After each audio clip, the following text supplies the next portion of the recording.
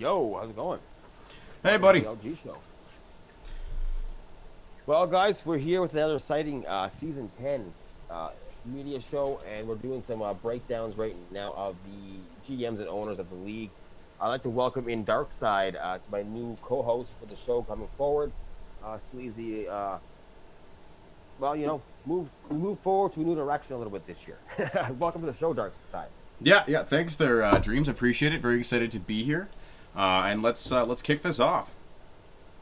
Let's do this. Let's do this. I think it's gonna be exciting season 10, bud. I really think we're gonna have a lot of excitement, especially coming to bidding tomorrow.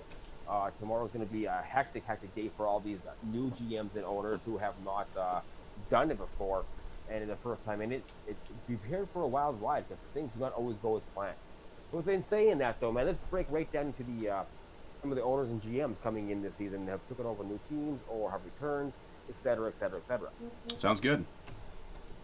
All right, so coming in, man. First, I want to come out with Brandon Wheat Kings. We have, oh geez, some of these names, man, just drive me nuts. We have Let me help you on this one. Gerardo Mario 95. I think it's Berardo Morrow 95, something like that. Yeah, okay, yeah, as the owner, and Noah Schwick 14 is the GM for the Wheat Kings.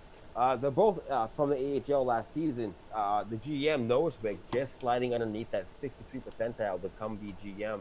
So it's going to be intriguing to see the talents and skills they bring in to this league coming forward. They have a huge weight on their shoulders in my mind, Dark, about ex-Men Cup winners from the weekends, Yes. and now they're stepping in from AHL, coming down to here to come do what they do. What do you see about this team that maybe you can stand out and point out a few ideas? Well, obviously their GM is going to be a huge player for them, putting up 77 points last season, going 6-2 in the playoffs, nothing to sneeze at. So he's obviously a pretty solid player in LG, coming back down to the CHL to try and help out Berardo Morrow, build a team and compete to be as good as the Brandon Wheat Kings were last season. Another big note for them is, and I'm going to butcher your name, buddy, I'm sorry, but Doxui. I apologize. Prospect 2-season contracts on a relatively cheap price, and Honda Hero coming back. Got those two guys. That's nice. Kind of saves you some money in bidding. You don't have to scout as much, at least in terms of, the right wing and the center role. And then a couple guys sitting down there that are draft picks or called up to the AHL, right? So again, Yes, they were. that's a good start for them. It is. I mean, right now you can see Daytona Soccer has been called up already. He is on the AHL roster. Where Xanderman and Prometheus are still sitting there with possibilities of maybe going up or sitting down, staying here. If either one stay here, it's a huge lift for them already. A huge pickup. I don't see it happening, but it could be huge. Yeah, for sure. Anything else you got to say about them? No, let's move on to the next team, there, bud. All right, so we're moving on to the Calgary Hitmen with Stoner DTC, a prospect owner coming in for his first season owning with a GM Boogie. Also a prospect, and I would imagine his first time in a management role. I mean, prospect tandem, almost unheard of coming down into this league. But I mean, it's nice to see these tandems come together that are prospect, getting the chance to shine. Yeah, for sure. And again, a chance to kind of fly under the radar, maybe be underestimated and prove to be a bit of an underdog. Very possible. So, do you have anything that about these two that maybe you can talk about? That maybe you have some insight on that people don't know about? Personally, don't know them too well.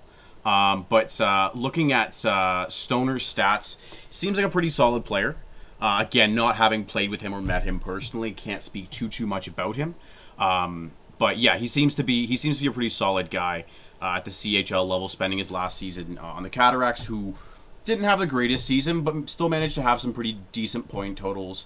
So hopefully he can build upon last season and show that he can build a team that's a little better than that, right? For sure. I mean, hopefully it's going to be good for them. I mean, being both prospects, they could be bringing in some really good insight and some new players some new talent maybe. But from there, who knows? I mean, these prospects always surprise me because everyone thinks, oh, prospects is going to be easy. It's going to be a cakewalk. But I don't think so. But I do got to mention something that we kind of maybe overlooked. They have some huge shoes themselves to fill, taking over for Hitman Hart and Russian Phenom.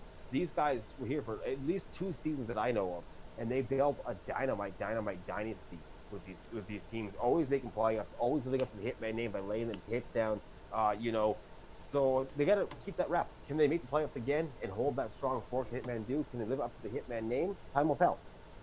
Yeah, for sure. And again, that's some big shoes to fill, but if they can, you know what, all the power to them and props to them. But yeah, that's about all I got for these guys. Do you want to push us off to the Edmonton Oil Kings? Yeah, we're going back to the Edmonton Oil Kings here. We have a personal friend of mine, Card Shark, coming in as owner, and another friend of mine, a worshiper, coming in as GM for these guys. Card Shark did retire a few seasons ago. He did fall back and take that retirement. He took that and sat out for a couple seasons there, but he's back, and he fortunate that the dice rolled for him. Fate put it on the hands, and Fate said, "Guess what? You're going back to the Edmonton Oil Kings." Yeah. Right where you left off at. So here he is again, running the team with a clean slate. I may add, he has a fresh start, no returnees from last season. Let's see if him and Worshiper can put together some dynamite teams. Worshiper, I got to add, was part of that Kitchener Rangers Cinderella story last season. Yep, so yep. he does have that experience of hitting the playoffs, playing some tough teams, and watching it transition from a team that slightly struggled from week 1, week 2, week 3 to a team that was under the radar and snuck in as a powerhouse in the playoffs. So maybe For sure. that'll help them. Yeah, then you know what? Taking 2 games from the Pete's last season is no small feat. Very tough team. Great job to them, and hopefully Worshiper can kind of channel some of that Cinderella story into this season and kind of get off on the right foot from the start. It would be awesome if they could.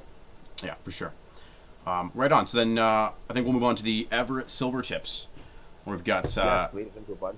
Visibility and Saldaman coming in as the owner and GM respectively. Now, you look at Visibility, he's a prospect, new to ownership and management, but someone like Saldaman, very experienced, been around the league a long time, and he has managed in LG, whether it's been World Juniors or it's been proper regular season, right?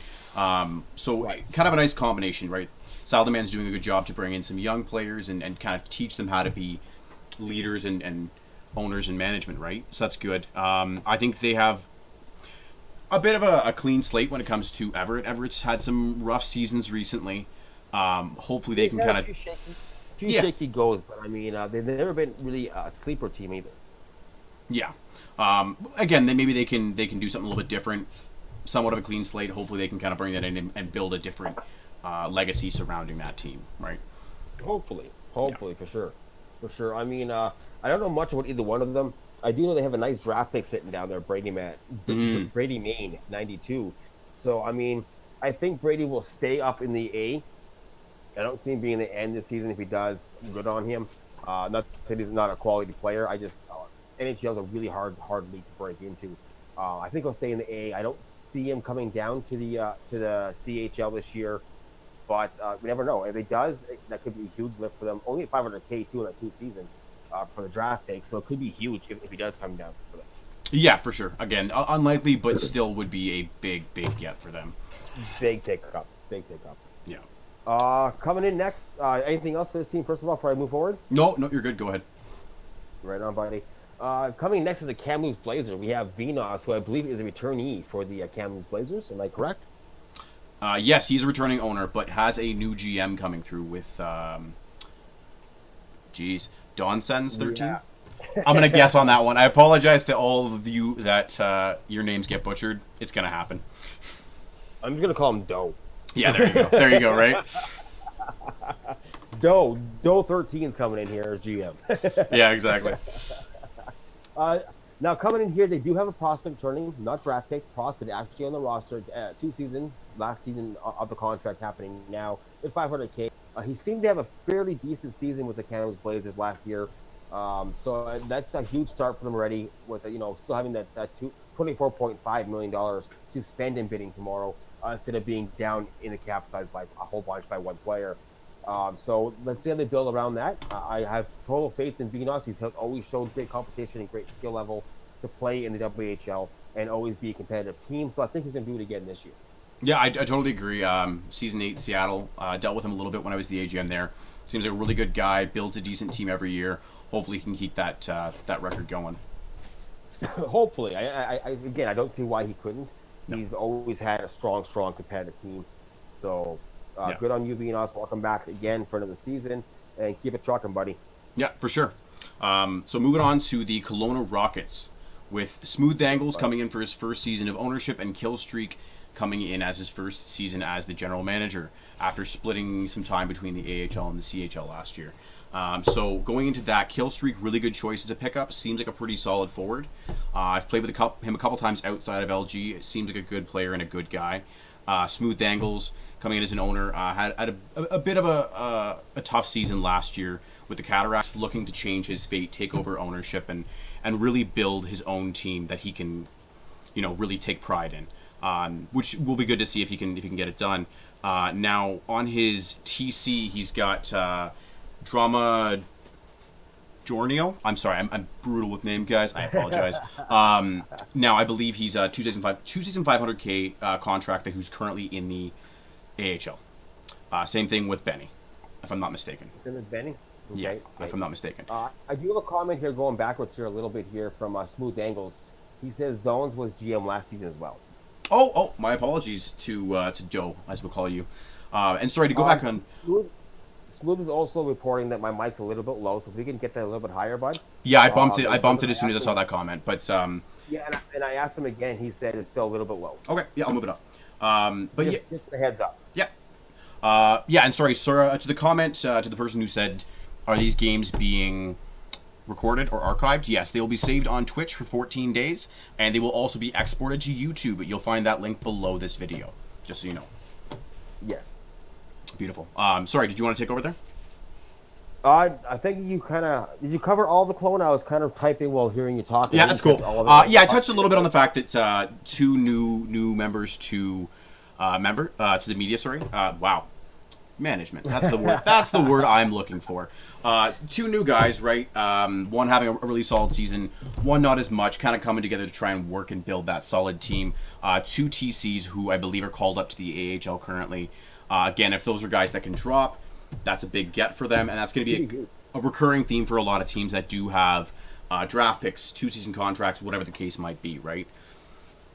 Exactly. Now, I do have one point about these Rockets that I'm hoping that Dangles and Killstreak can end this.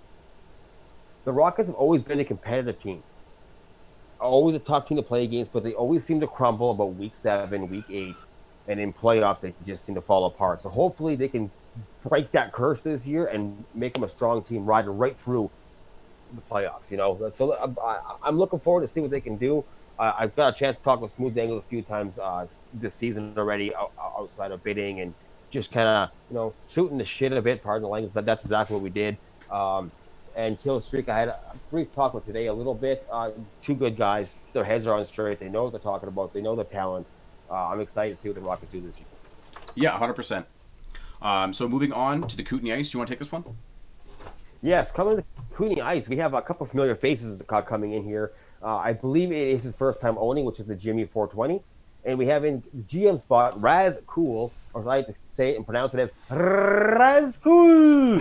So he's coming in as GM here, and he's going to come in playing that lefty slot. A very good choice to lock down for lefty as a GM role. Raz Cool also has been in the league quite a bit here. He's an amateur. He has extensive knowledge of good players, good talent, and good things to come from him, I'm sure, as a GM spot. Jimmy coming in as owner, playing the Giants last season, a very solid, dominant year as goaltender for the Giants, showing why he has the knowledge to be here.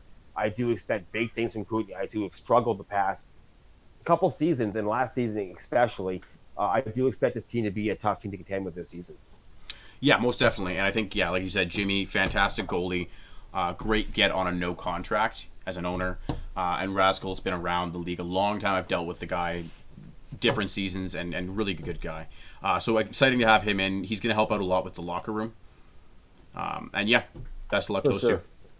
Another side point there, going back to the Kelowna Rockets, is that Killstreak did manage an Xbox, which, I mean, that's not our... I didn't look back on the Xbox side. We're really sticking to the LG stuff, but thanks for the tidbit there, Smooth. Now it's out there. Yeah.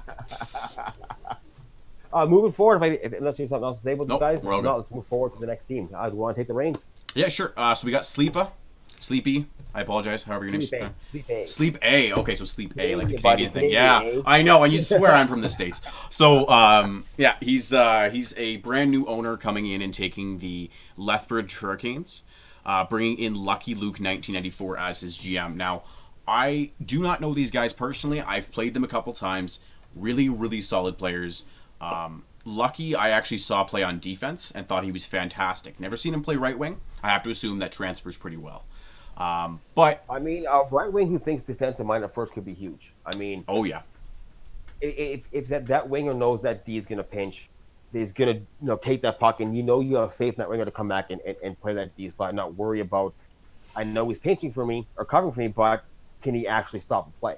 Because a lot of wingers can't do it. yeah, for sure. That could be a big transition.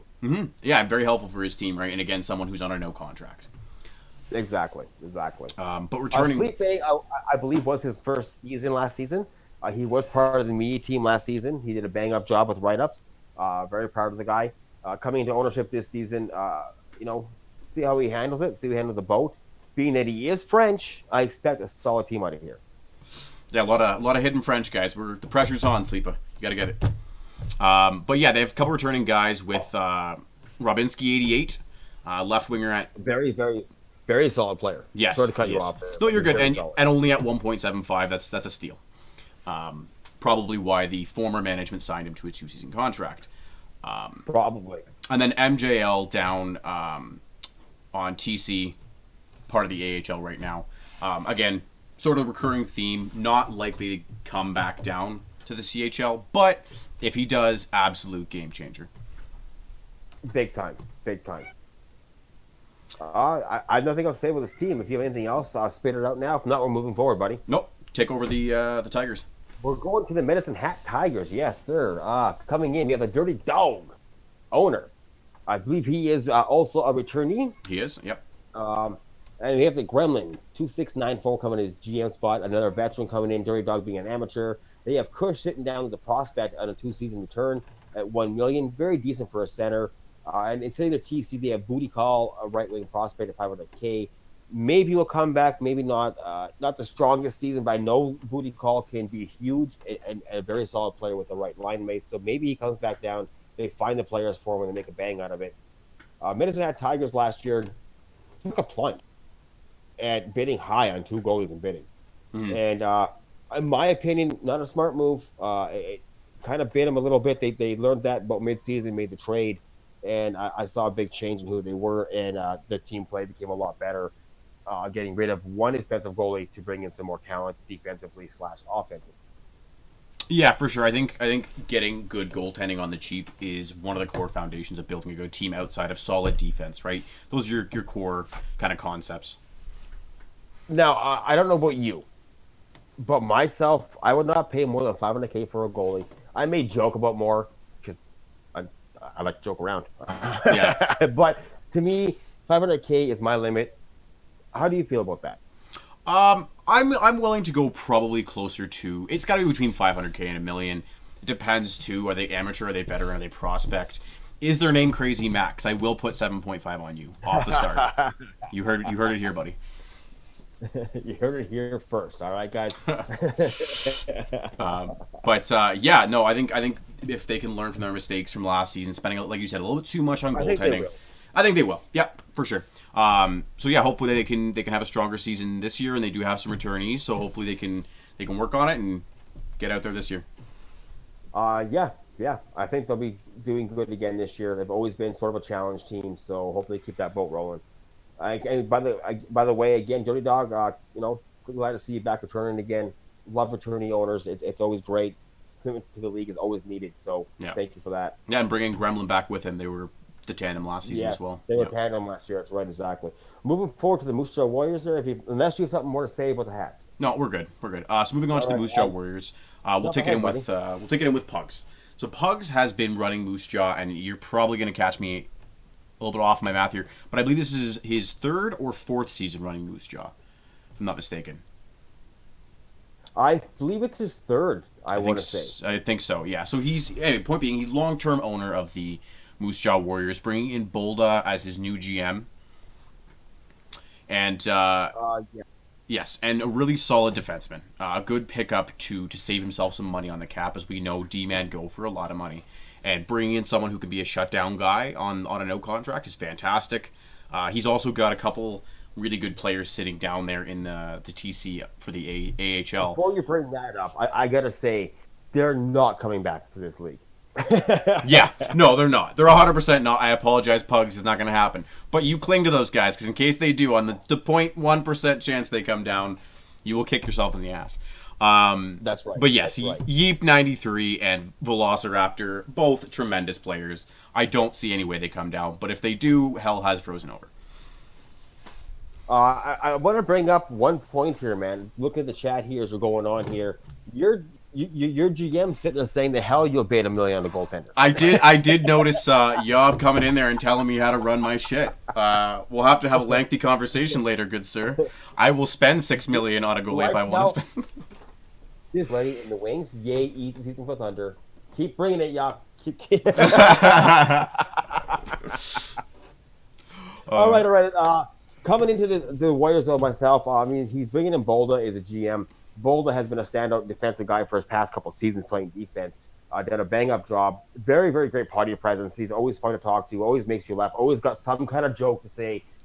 The game can be 8-0 to the team, and he'll make you laugh, make it enjoyable. Yeah. So definitely a good pick in a GM. I think definitely solid choice. It's going to be a fun year over in the Moose Jaw Warriors. So, keep it going, keep it trucking, and good stuff to bring them in. Yeah, awesome. Do you want to take us over to the Portland Winterhawks? I'm going to let you take the reins on that one. Just go ahead and Sure. jump into it for 1 second here. Yeah, you're good. So we got a returning owner with Guru Greg 79, one of our media members, doing write-ups for the ECHL. No, that would be No, he's doing the O, I believe. OHL. We're very involved with these guys. We pay attention. Don't worry. Yeah, you can tell. But yeah, big thanks to Guru Greg for all his help this season and coming back with the Portland Winterhawks.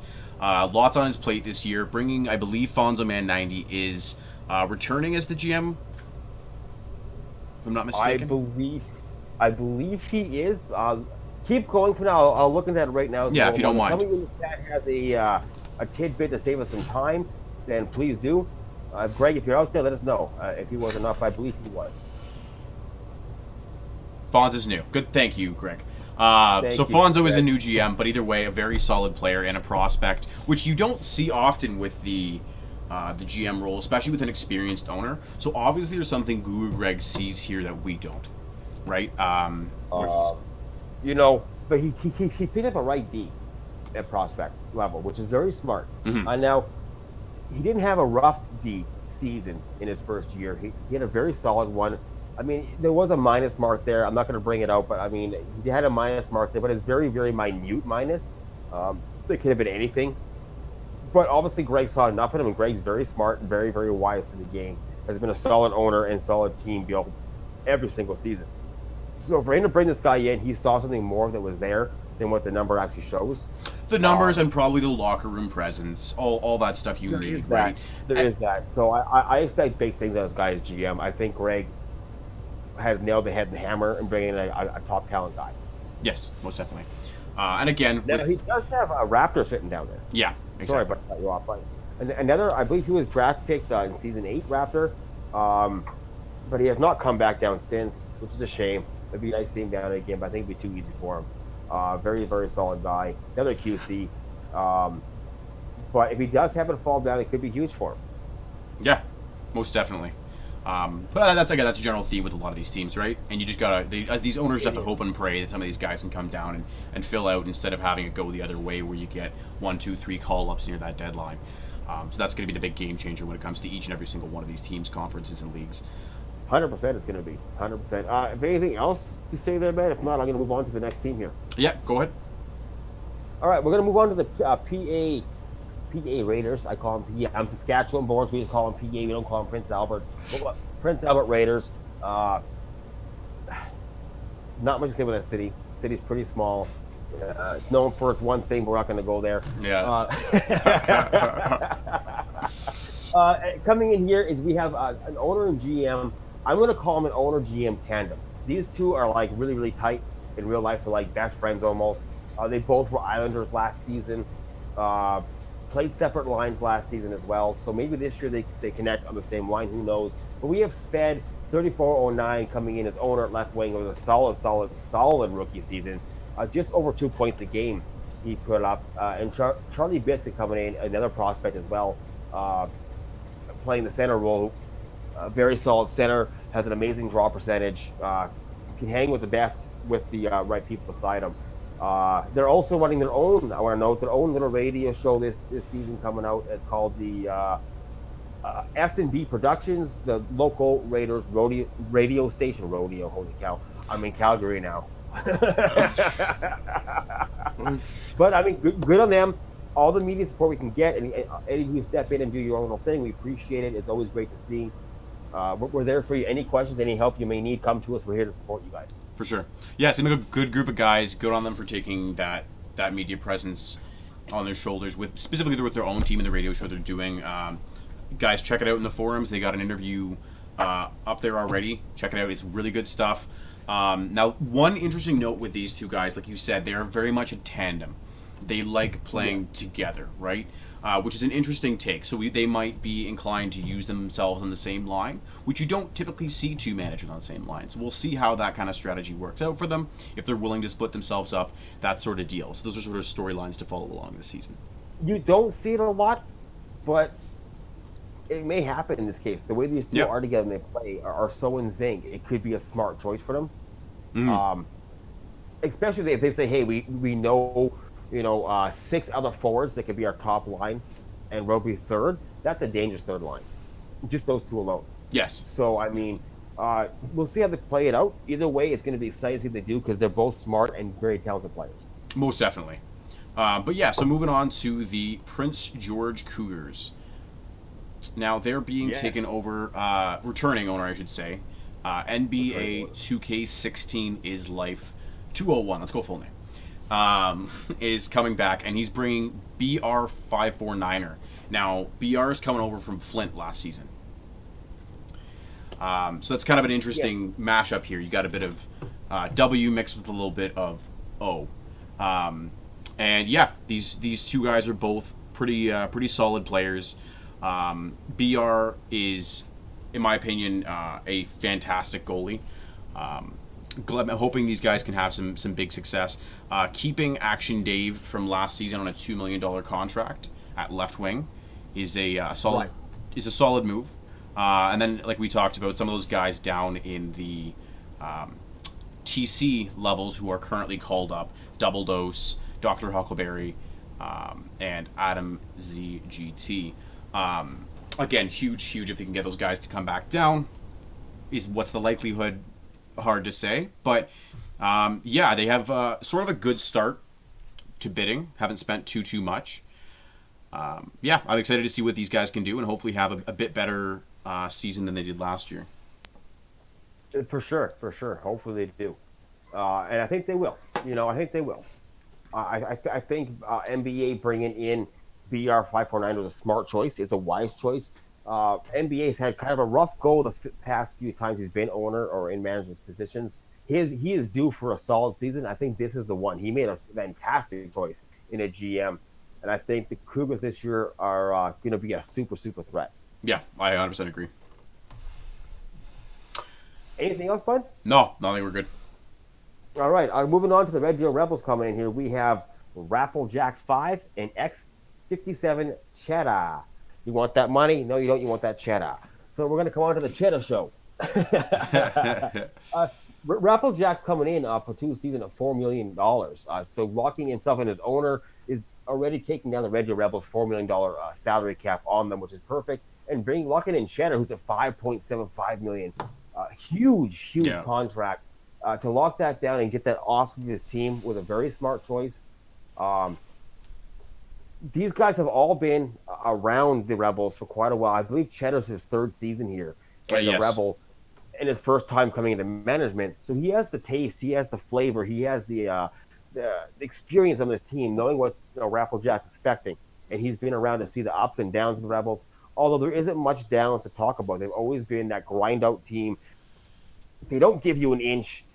They make you work for your wins. I think, again, this season's going to be another hard, tough time winning against these Rebels. 100% agree, and like you kind of touched upon, clearing up almost 10 million cap space between the two guys is ridiculous. That's a very good move. And like you said, they're Yeah, they're very much a grinded out style team. Do they keep that sort of identity? Do they move more towards a high flying, a trap team? We'll see. But yeah, I think these two guys are going to be able to build a really solid competitive team in the W. For sure. Same here. Same here. I mean, they have one guy, a draft pick, sitting down there. I don't know much about this draft pick. He did go third round, so Death Row 9 sitting down there. He may fall down. He may not. If he does, good on him. He had a decent, almost solid, I would say, a rookie season last season. So see what happens to him. Yeah, for sure. All right. I got nothing else to say. If you want to move on, go right ahead, bud. Yeah, we're good. So we got the Regina Pats with BB the Great coming back as an owner. I believe he had them last year as well. But I do believe he's picked up a new GM with Customs 3. I do believe Customs is new. If not, someone in that message box, please let us know. Yeah, for sure. Yeah, I believe Customs is a new GM and a good choice on a veteran status player, right? Avoiding him being called up if you wanted to get him in bidding might have been expensive. So a good take on his part, and having a guy bounding Moose 2-season contract on right wing, 1.75 might be a threat to be called up, but for right now, at least it's a good contract to have sitting there. They also got Gritty, right wing amateur at 500K returning, who can also potentially be a threat, especially that cheap. So if he has a good season going into week 3, week 4, he may be someone they lose easily to the AHL, especially if that cheap for salary. So we'll see what happens to them. They also have Jay sitting down there in the goalie spot, also 500K for a goaltender. Very cheap, very, very smart salary for a goaltender. Another amateur, though, now. I think he just turned amateur this season, I do believe. I could be wrong, but he could be another problem they have about mid-season. Does he do good? Does he have a stellar year? Is he in the 90 percentile? If he is, he could be gone, and they're looking for that BC goalie to fill in. Hopefully not, but there are things to think about. Things to consider. Yeah, most definitely. Most definitely. Any more thoughts you got for them? I have nothing else. That's kind of what it is. I hope the best for you guys. You are my hometown team, so make me proud. Go do it. All right, go ahead. All right. Moving forward, we're going to go to my hometown rivals. The Saskatoon Blades coming in. I hope they have a horrible season. No, I'm just kidding. We have Dirty Noof 613 coming in as owner, a prospect as well. He had a really, really strong year last season as well, coming in for these ownerships. It could be huge for them with his knowledge he has of players. I've had the pleasure of playing against a few times in clubs and whatnot in challenge games, and always a tough opponent to play against. He's bringing in Ant G 310. I think I said it right. An amateur. I don't know much about this guy. Maybe you do. I don't. But before I let you speak about that, I do want to point he has an amateur goaltender at OG Trey, turning at 500K, and he has a prospect of B Dallas coming in at $3 million, 2-season return in a right wing slot. He is up there in value, so he's not as much of a call-up risk, in my opinion, as other players could be, and he can't be because he's a prospect. So that's also huge. But $3 million in my mind is a little pricey, although sometimes it's needed.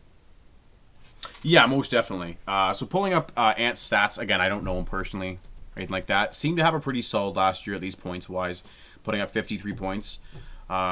Seems like a pretty decent player. He was on the Blades last season as well. He was the GM, so he's returning as part of that tandem.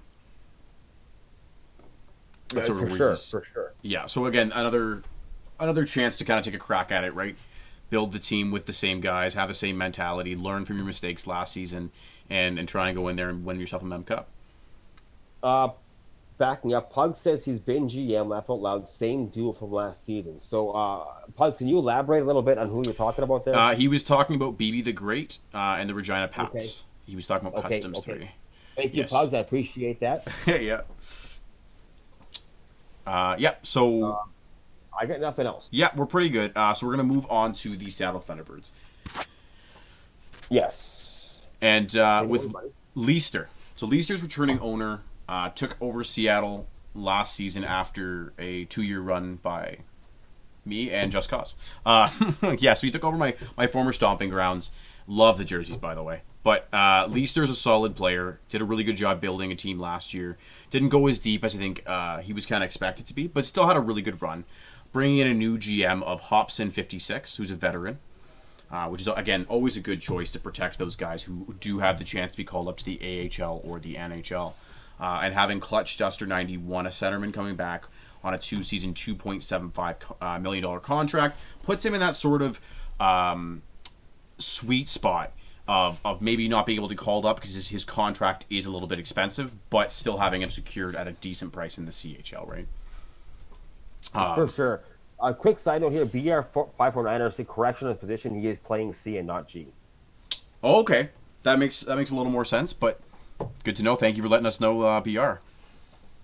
Yeah, I thought the site it said goalie. I'm pretty sure it does. Maybe he's just filed for it and it's going through. Yeah, he does say goalie. To double check that. So hopefully that goes through today for you, bud, and you get that change. If not, you're stuck in goalie, buddy. Yeah, it does. It does have him listed at goalie still, so I would get on that right away if you want to play center. Might be a rough season if you don't get your spot. Yeah, I do want to talk about a one player here to myself personally is Clutch Duster 91 a little bit. This guy is phenomenal. This is probably one of the strongest centers left from the return of last season, sitting in the C spot. I would have loved to have him over in the Thunder last season, but always fell short of that. But here he is sitting in Thunderbirds as an amateur. Call up threat for sure, 2.75. He has a strong stellar year. I bet you they're going to lose him. I'll bet dollars to cents to that one. Yeah, fair enough. Right on. Did you want to take us over to the Spokane Chiefs? Yeah, move on to them. Yes, buddy. Going on to the Spokane Chiefs, we have Method 018 is an owner, and Fedar is the GM. Both amateurs coming in, so good locks, and they can't be called up. They can't go nowhere. They're stuck here all season. Very good choices. They have Garfunkel, 3 coming in left wing at 2-season return of $500K. Very, very good choice. Garfunkel had a very, very decent season for the Chiefs last season, so to keep him around for another season and not losing him because of the draft is huge for them. In their TC, they have P. Dister, center at $2 million, or $2 million, 2-season, $1 million return. But he is right now in the TC. So does he come back to him? Who knows? If they do, they have a good center left wing tandem already starting off with. Yeah, for dirt cheap. And you know what? To kind of speak on P. Dister, I played with him a little bit. Last year was his first year in LG, and it's kind of tough learning the ropes, right? So maybe he can take his experiences from last year and build his way off the TC, or maybe he starts the season on roster. We'll see. But pulling up Garfunkel's stats, he spent last season, like you said, with the Chiefs, still on a 2-season contract, and had a pretty solid point total over there. Seems to be more defensively minded, but pretty good at it. Good with the takeaways, especially for a left winger. Yeah, for sure. And then that again comes back to my old theory I've been saying for like 6 seasons, bud. There's more to a forward than assists and goals. If he's the guy making the check, making the steal, to make the pass, to make the breakout, but doesn't get a point, that's sometimes more important than that point on the board. Oh, 100% it is, right? You got to stop pucks too.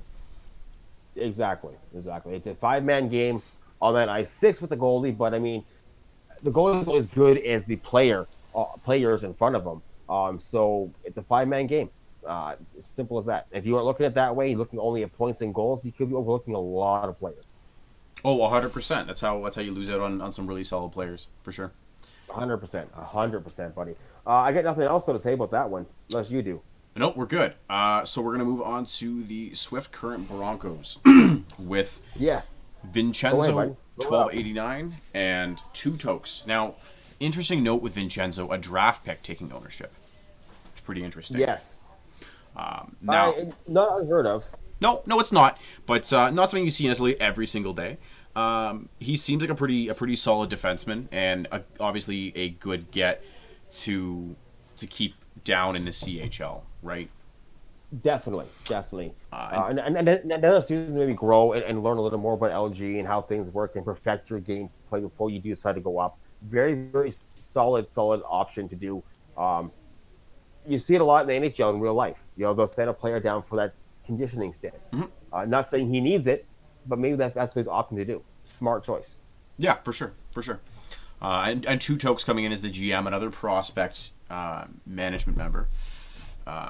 Pretty solid winger. Obviously a good get. I mean, with the prospect, you're not saving yourself any space on call-ups or anything like that, but hopefully he and Vincenzo have a good game plan going into bidding and kind of work on the same level and get that team really functioning. Hopefully they do.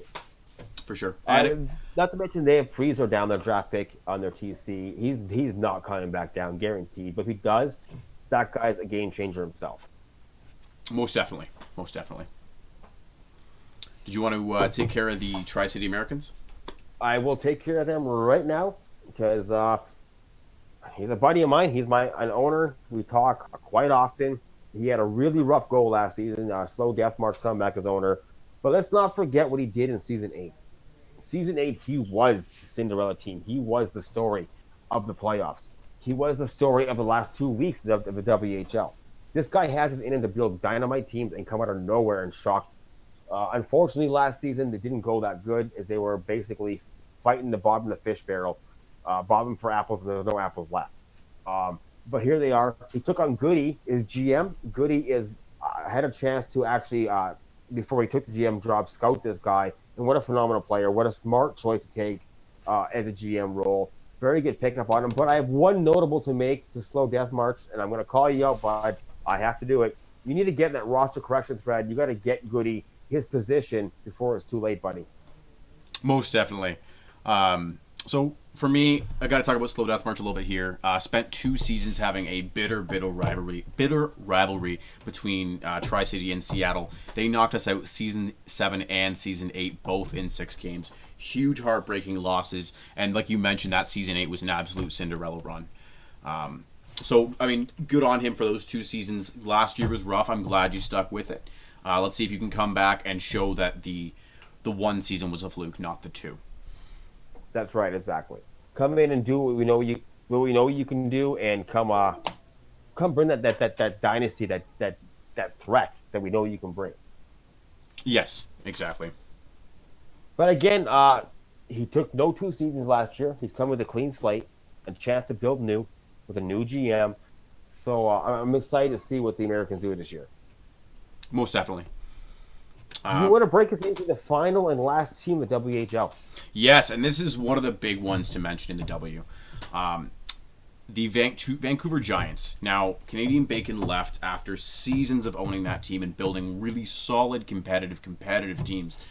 Never easy to play against. Very competitive. So big shoes to fill for 6'9", Fantastic name, by the way. Let's just say tons of 9'6" or 6'9". Yeah, exactly. And Hockey John, picking him up as his GM. Again, a veteran and amateur coming in, stopping them from being called up to the AHL or the NHL, if the case might have been. They have a lot of work cut out for themselves. The W is historically a difficult conference to play in, and coming in with that sort of history behind you of what Bacon had built and his management had built in the past is a lot. But hopefully these 2 guys can get on the same page, get that bidding going, and start on the right foot and be able to actually build a really... Yeah, the left foot. If they go on the left foot, they're going to stumble a lot. Yeah, that's the rule. I do want to point out that he did make a trade in the offseason. He traded Freezer away and picked up Tigers 091713 as a goaltender prospect, $500K 2-season return. Never hurts to pick a goaltender up, but I hope he was worth letting go of a draft pick that really is a game changer. Most definitely, but I think they're thinking that Freezer is not going to be coming back down, and that's probably the honest truth. And so, therefore, I think it was a good trade. Yes, I mean I might have avoided trading within my own conference. Yes, but that's just me. That's just me. But you know what? Maybe that was the best deal he was going to get. Maybe he felt that was the best thing for his team at that time. So we'll leave it alone. But yeah, we'll see how that trade pans out if anything comes of it in regards to Freezer dropping back down. Yes, that's definitely a storyline if Freezer comes down and can maybe burn the Vancouver Giants in a game. That's right. Right. And it could be a deciding factor in a playoff spot. Who knows? Yeah, exactly. All right, I got nothing else to say for that one, though. I'm excited to see what they do. Six has been around for a long time, though. He's had many, many years of management experience. Up in the A, he helped out the Grizzlies last year, late in the season, took over as AGM.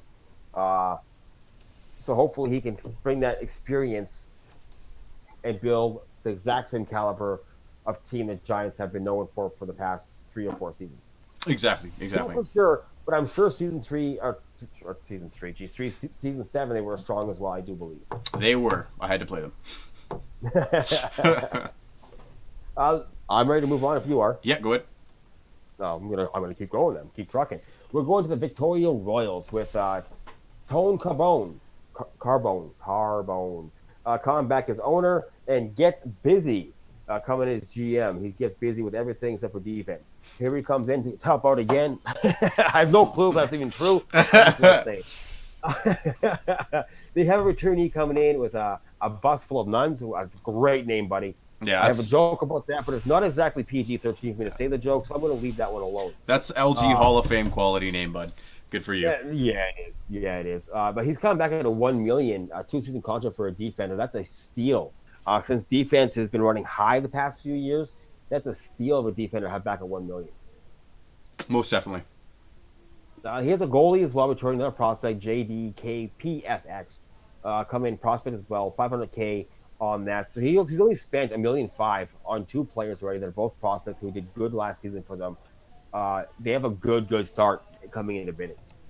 Most definitely, and that's a big part of it. Not to mention the couple guys he does have down in the TC roster, obviously called up right now. Preston going in the draft.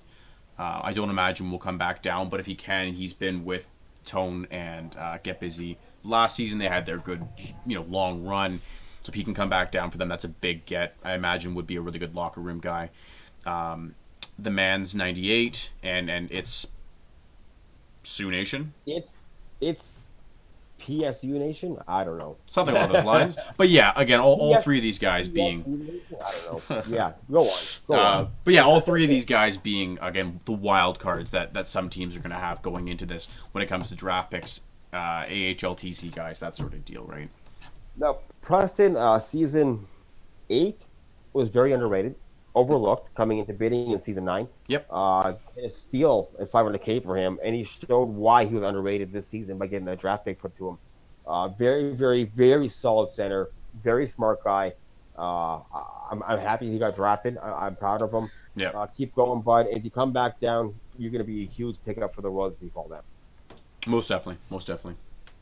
All right, I think we're good to move on to the right on. So moving on to the Barrie Colts with the Dr. Treason and Lamport 1. These guys, I believe, are taking over Barrie for the first time as a tandem. I believe so, and Barrie has been kind of that up and down team also every season, just making playoffs or below 500 making playoffs or just over 500 making playoffs. It's always been like, we want this team in playoffs because we're going to win. I hope this year it's the opposite. Yeah, everyone's kind of dreading that matchup and going, oh, dear God, don't let me face these guys. Right. For sure. Dr. Treason being a really solid, what I assume is a D-man, and I have no idea what position you play, Lamport, but the 2 of you guys got to get into that correction thread. Get your position sorted out. Yeah. But Treason, I do believe, playing D. He played D last season. He's played D in Xbox for most of his career. He did transfer from Xbox to PSN side last season. So let's see what he does here.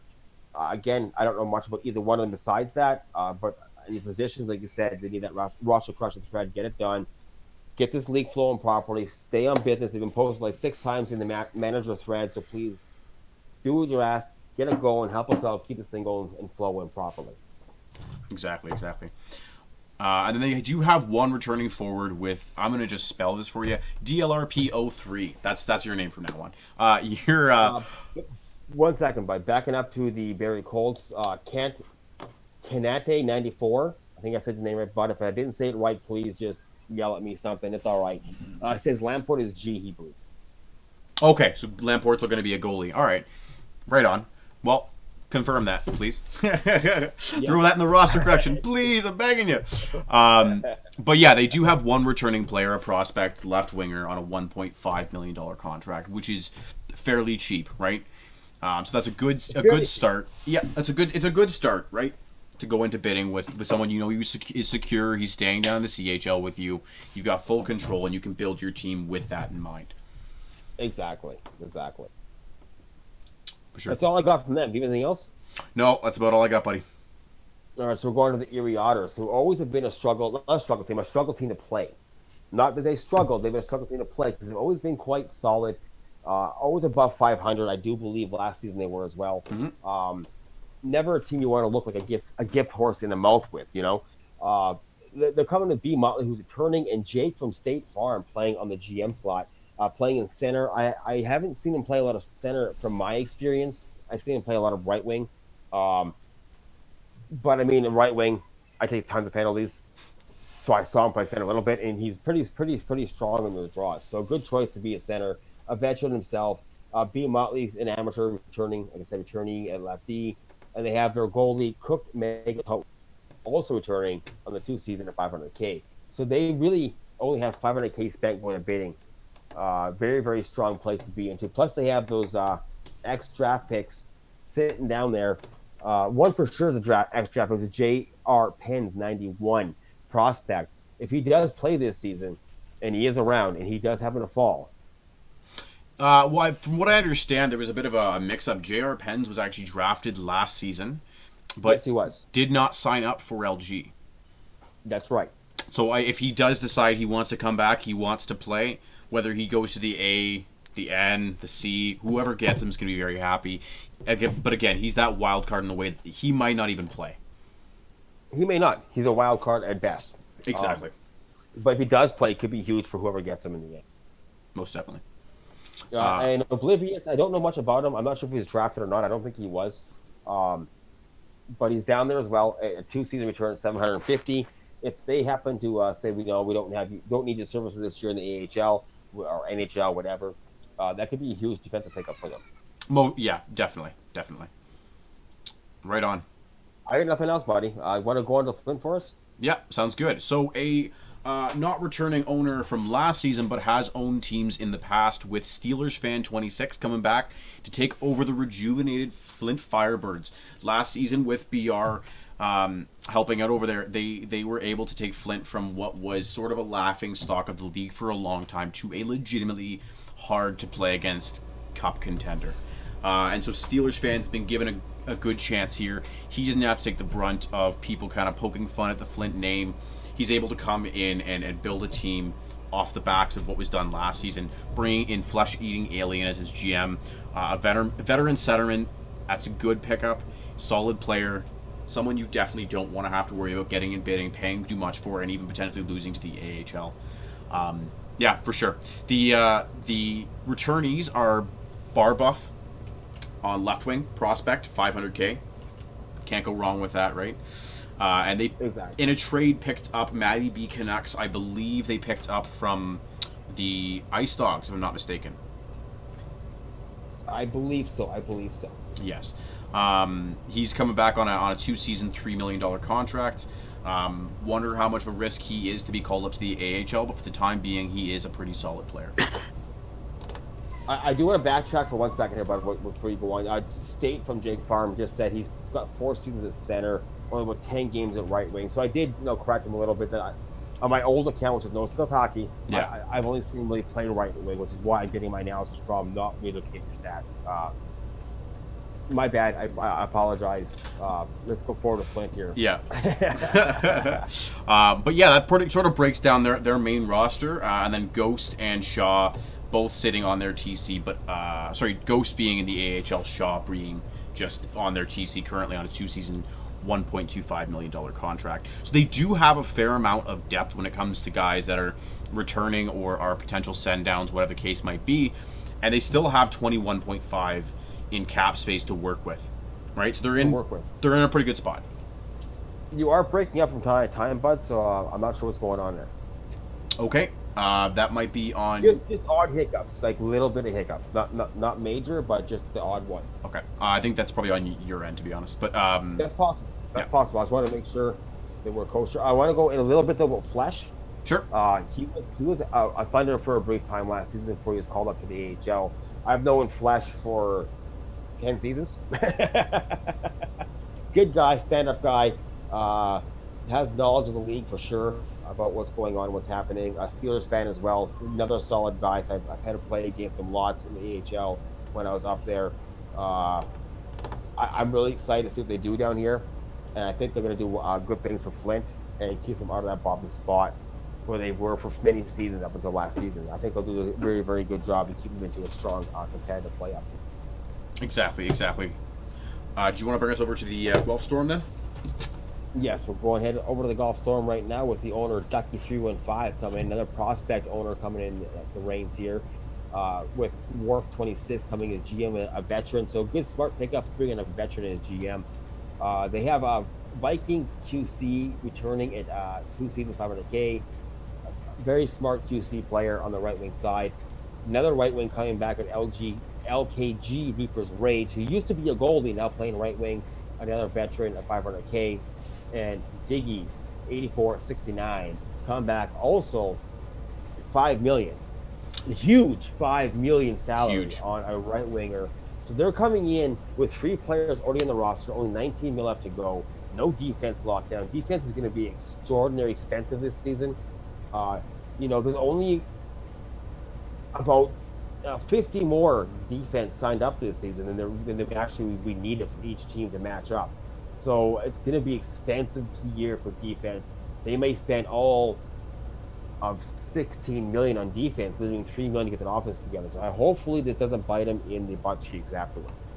Definitely, but I do appreciate bringing Dickey back, having a really solid season last year, putting up a lot of points, so I can appreciate what they're trying to do there. Hopefully, you look at someone like Ducky and Wharf, and hopefully they have some guys that are maybe under the radar or underappreciated on the team they were on previously. You can kind of get some of those guys that are high talent, low cost guys. Exactly. Right on. Any more thoughts? I got nothing else. But when it brings on to the Hamilton Bulldogs there. Yeah. So this is my hometown team. Grew up watching them when they were in the AHL. Choke artist. Oh, that hurts. Not in LG, just in your neck of the woods, eh? Yeah. Fark's coming back with Hamilton, and I won't lie to you guys. I tried to beg Farks for this team. I wanted the Bulldogs so bad. He wouldn't give it to me. But he's bringing in a prospect GM who was on his team last season in Kanunu. Kanunu, yep. Yeah, who was one of his top end scorers. So I think he's looking to build on that chemistry they had together and keep that scoring depth with him. Hopefully they can work together to get some more supporting cast around them and build a really solid team. Also returning on their team, another right winger, JJ83 Puck, a prospect. And they have 2 returning goalies. So they already have their goalies lined up with Haagen-Dazs and Imperial Blaze, both really solid goalies. Keeping it at $2 million, not too much for goalies. I know you like to lean towards the $500K side, but $2 million for 2 goalies, can't complain too much. He's going into bidding with $20.5 million to work with, right? Which is still decent. I mean, it's not much more than the Golf Storm have. So I mean, no, but he does have more. He does have more options in terms of more players, right? Exactly. I mean, to me though, $2 million on 2 goalies, I put $1 million a piece. Yep. I think it's still a bit high in my opinion, but it's not overly expensive either. So a good lockdown choice, especially with that prospect returning. He's obviously a non-call-up threat. The amateur, maybe, but a $500K, what do you lose? I mean, maybe a solid goalie, but I'm sure you're gonna have a nice, decent TC goalie sitting behind. Yeah, and that's the ideal situation, right? As long as you do your trading right, hopefully you can get some solid TCs to help fill in where the gaps are needed, whether that be with availability or call-ups. And I think Farks is experienced enough to know how to do that. Exactly. I don't got much more to say about these guys except for Farks is showing the past. He knows how to build a team. He knows how to run a team, and he can manage himself pretty well. Most definitely. Yeah, why don't you take us over to the Kingston team? I'm going to bring you over to Kingston then. We're going to go to the front next here, and unfortunately, my dear friend has stepped down. Dysfunction is no longer here. He stepped down, walked away, hung up his skates. Maybe, I don't know if he's retired or not. I haven't actually talked to him in a little bit here, but stepping down for the management spot anyways. He was the GM in Season 8 for the Americans part of Cinderella story. Yeah, and then a great, strong ownership season in Kingston, and then walks away, leaving it up to Diggy 420, who's another brilliant hockey player, another fun guy to have around, always a good party presence. With Domi Diti coming in as GM, Domi Diti is also another Frenchie who's very strong, knows his talent, and very hard to play against. On the training camp, they have a couple good players sitting there with DJ Creation at 4 million, and they have Mafios. Mafo Mafios. Mafias. Okay, 67 at 500K calm down as well. With the one prospect sitting on the defender side, which is Hands on Life 69. I don't see anything coming back down in the foreseeable future, but if they do, it could be huge for them. Well, so can't expand upon that yet. Diggy, like you said, fantastic player, really good locker room presence. Now, DJ was actually picked up in an off-season trade. He spent last season in the AHL on a $4 million contract. It's a little bit steep, but we'll see, right? He's sitting on their TC, technically still up in the AHL. Mafios is a really solid player. I don't imagine him coming down. He's kind of destined to stay in the AHL, but you never know what happens, right? Some guys might come down from the end and then have that trickle-down effect. Exactly. And Hanson Life 69 is actually a prospect, so he's not called up. I think his $5 million cap space became an issue for a certain team. I don't know if he was there with them last season and got sent down, or was acquired in a trade because the new ownership didn't want to deal with his $5 million cap hit, right? So we'll see what happens with him, and if he can find a spot, if Diggy can find a way to build a team of cheaper D-men to support Hanson, or whatever happens. Right, exactly. I have nothing else. Do you have anything else to go forward with? We're good. Let's go with the Kitchener Rangers and PK Impa. This one to me is a huge story. It is. At least in my books, it is. Mm-hmm. Now, I believe PK was a part of that team last season, if I'm not mistaken. Correct? PK Impa was the GM of that. Yeah, he's now taking over for DP, I believe is his shortened name. I believe it was. I believe it was. Yeah, and bumping up Cam 73, who is a fantastic goalie and an amateur status. Great decision to make him the GM. I do want to touch a bit on Cam, if you'll give me the moment to kind of shine on him. All right. Cam is an Xbox phenomenal all-star player. He has been everywhere doing fantastic things in the Xbox side. Came over here about season 8, I believe it was his first time on PSN side. Chose to be goalie because he always went really high and really expensive anywhere else on the Xbox side. So he's stuck with goalie for 2 seasons. Smart choice on him. Now that he's locked in GM, he's broken out of goalie, he's done a phenomenal job with the goaltending. Back to his natural spot at center. I expect dangerous, big noise out of this guy at center. He is someone not to sleep on at center, and if you do, you're going to get burned, and it's going to bite you, and you're going to lose and wreak havoc because of him. 100%. Yeah, great. Again, another great choice in GM spot. And PK Impa stepping up from GM to owner. I truly believe with the way their season went last year, the quality of players they have just in the owner and the GM, they will have another chance to continue the success they had last year. Again, taking 2 games from the Petes is nothing to sneeze at. Nothing, and I think this year it's going to be a lot stronger. I think this year they learned from their early mistakes. They learned about mid-season how to fix them and what direction to go. I think that's going to carry huge weight coming into this season for them, and they're going to have that same kind of bid mentality. They're going to come out this year not struggling. They're going to come out swinging, and they're going to come out turning some heads in the process, maybe still living the Cinderella story right out of week 1. Yeah, exactly. That's about all I got for these guys, though. Yeah, same here. Let's move on to the London Knights. My buddy Sergeant Snuggle stepping down, and Decisive also stepping away from this team after a strong London Knights season. I believe Decisive had 2 years running as owner, finally stepping down. So we have coming in is SRH Prodigy as the owner, amateur, and Mortarer. I think it's supposed to be Murderer, but Mortarer 13 GM. Also an amateur coming in. They don't have much to say for themselves as far as returnees and stuff. For Schmitty, 51 is an amateur, and Dougie, 12-18 is also an amateur. Both at 500K, both in the AHL, both not coming back down most likely. So basically a clean slate for dollar signs for them. I'm excited to see what they can do for themselves. I don't know much about these two as players. Do you have anything else on them? No, you know what? I mean, short of having played against, I'll say Prodigy in a couple, whether it's drop-ins, club games, whatever the case might be, seems like a really solid player. And again, he does have some fairly big shoes to fill. London while they didn't have the best of seasons, they did have a pretty competitive year and were a tough team to play against in general. So he's got to kind of step up and keep that dream alive with the London Knights legacy. Let's see how they can do it. For sure.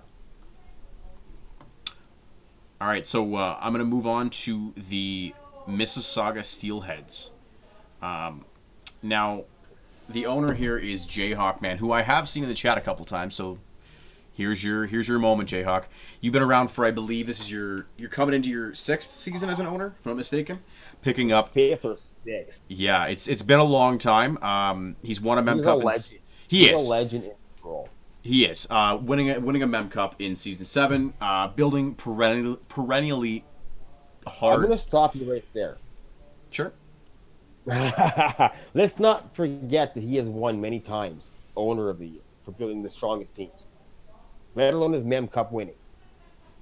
Yes, and that's what's made him really impressive, to stay in that role, not be able to come in under the radar, and still produce a fantastic team. Picking up the Rabid Wolverine, who seems to be a very highly skilled player, staying down in the AHL by taking a GM spot. Smart move by Jayhawk. We'll see how that works. Let's see if Rabid is still banned from the shout box and for how long that lasts, but we'll see.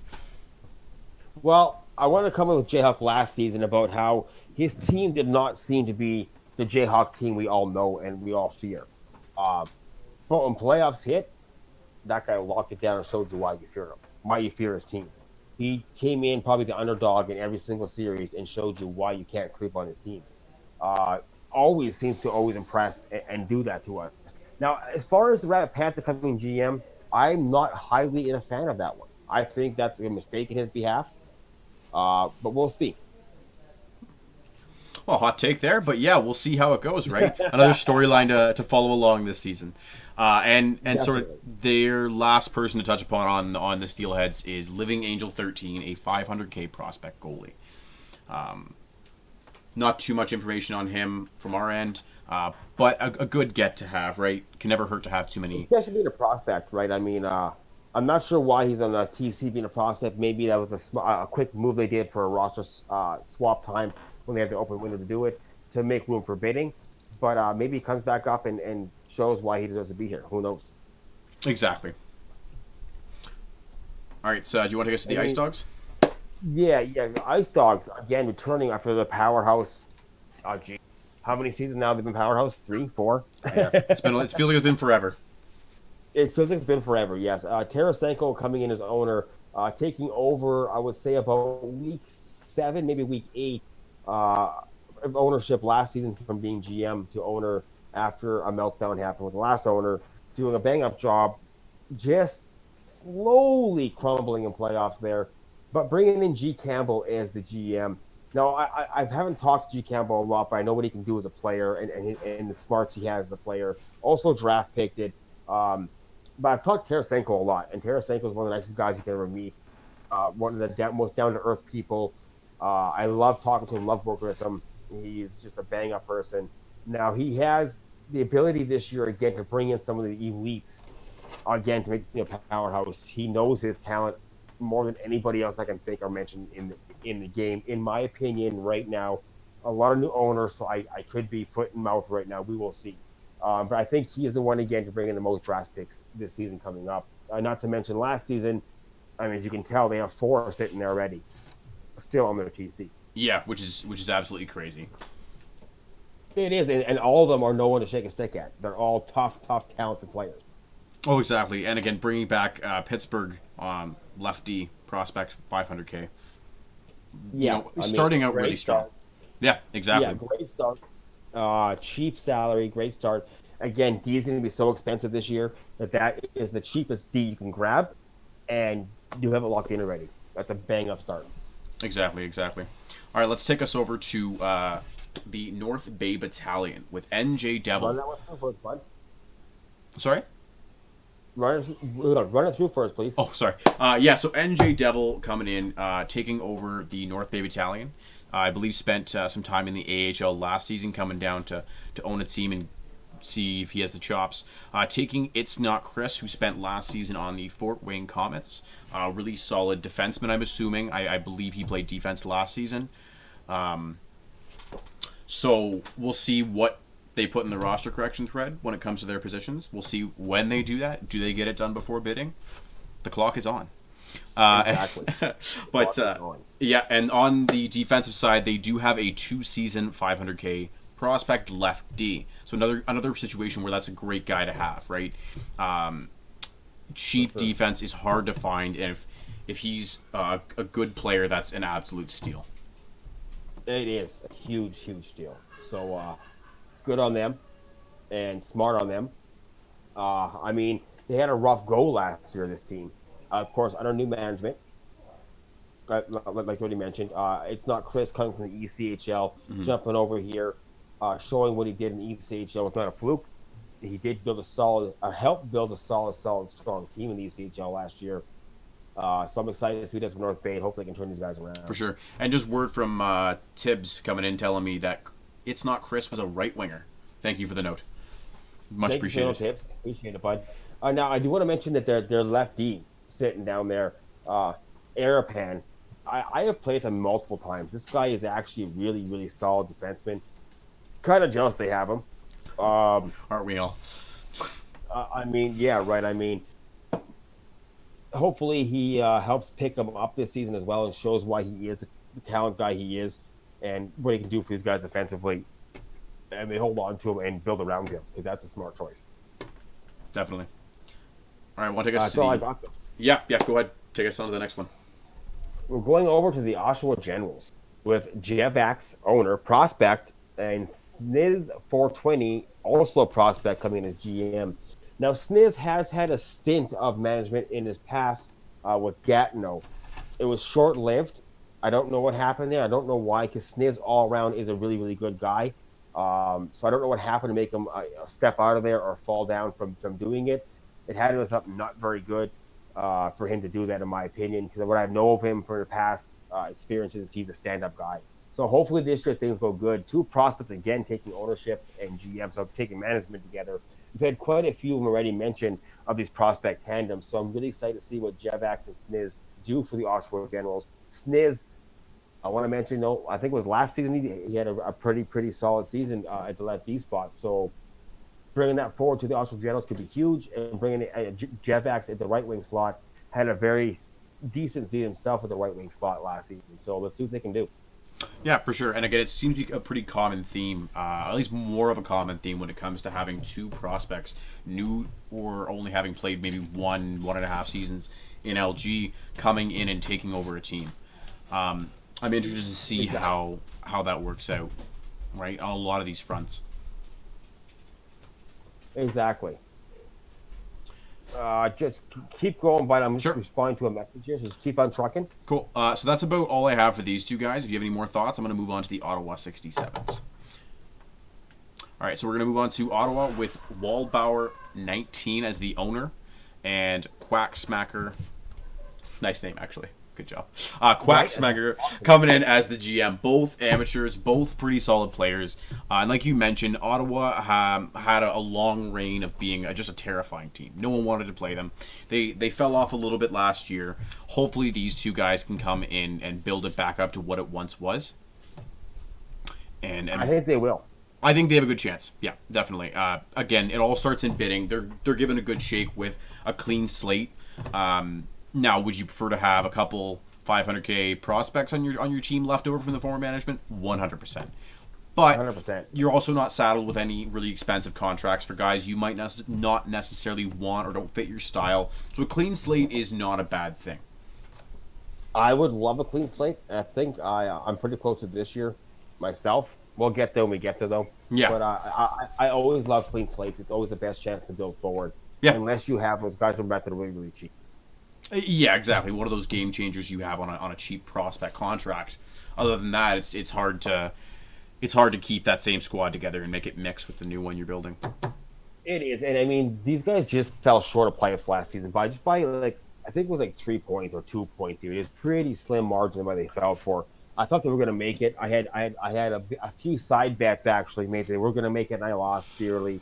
So because of that, I had to cut all my long hair off. So thanks for that.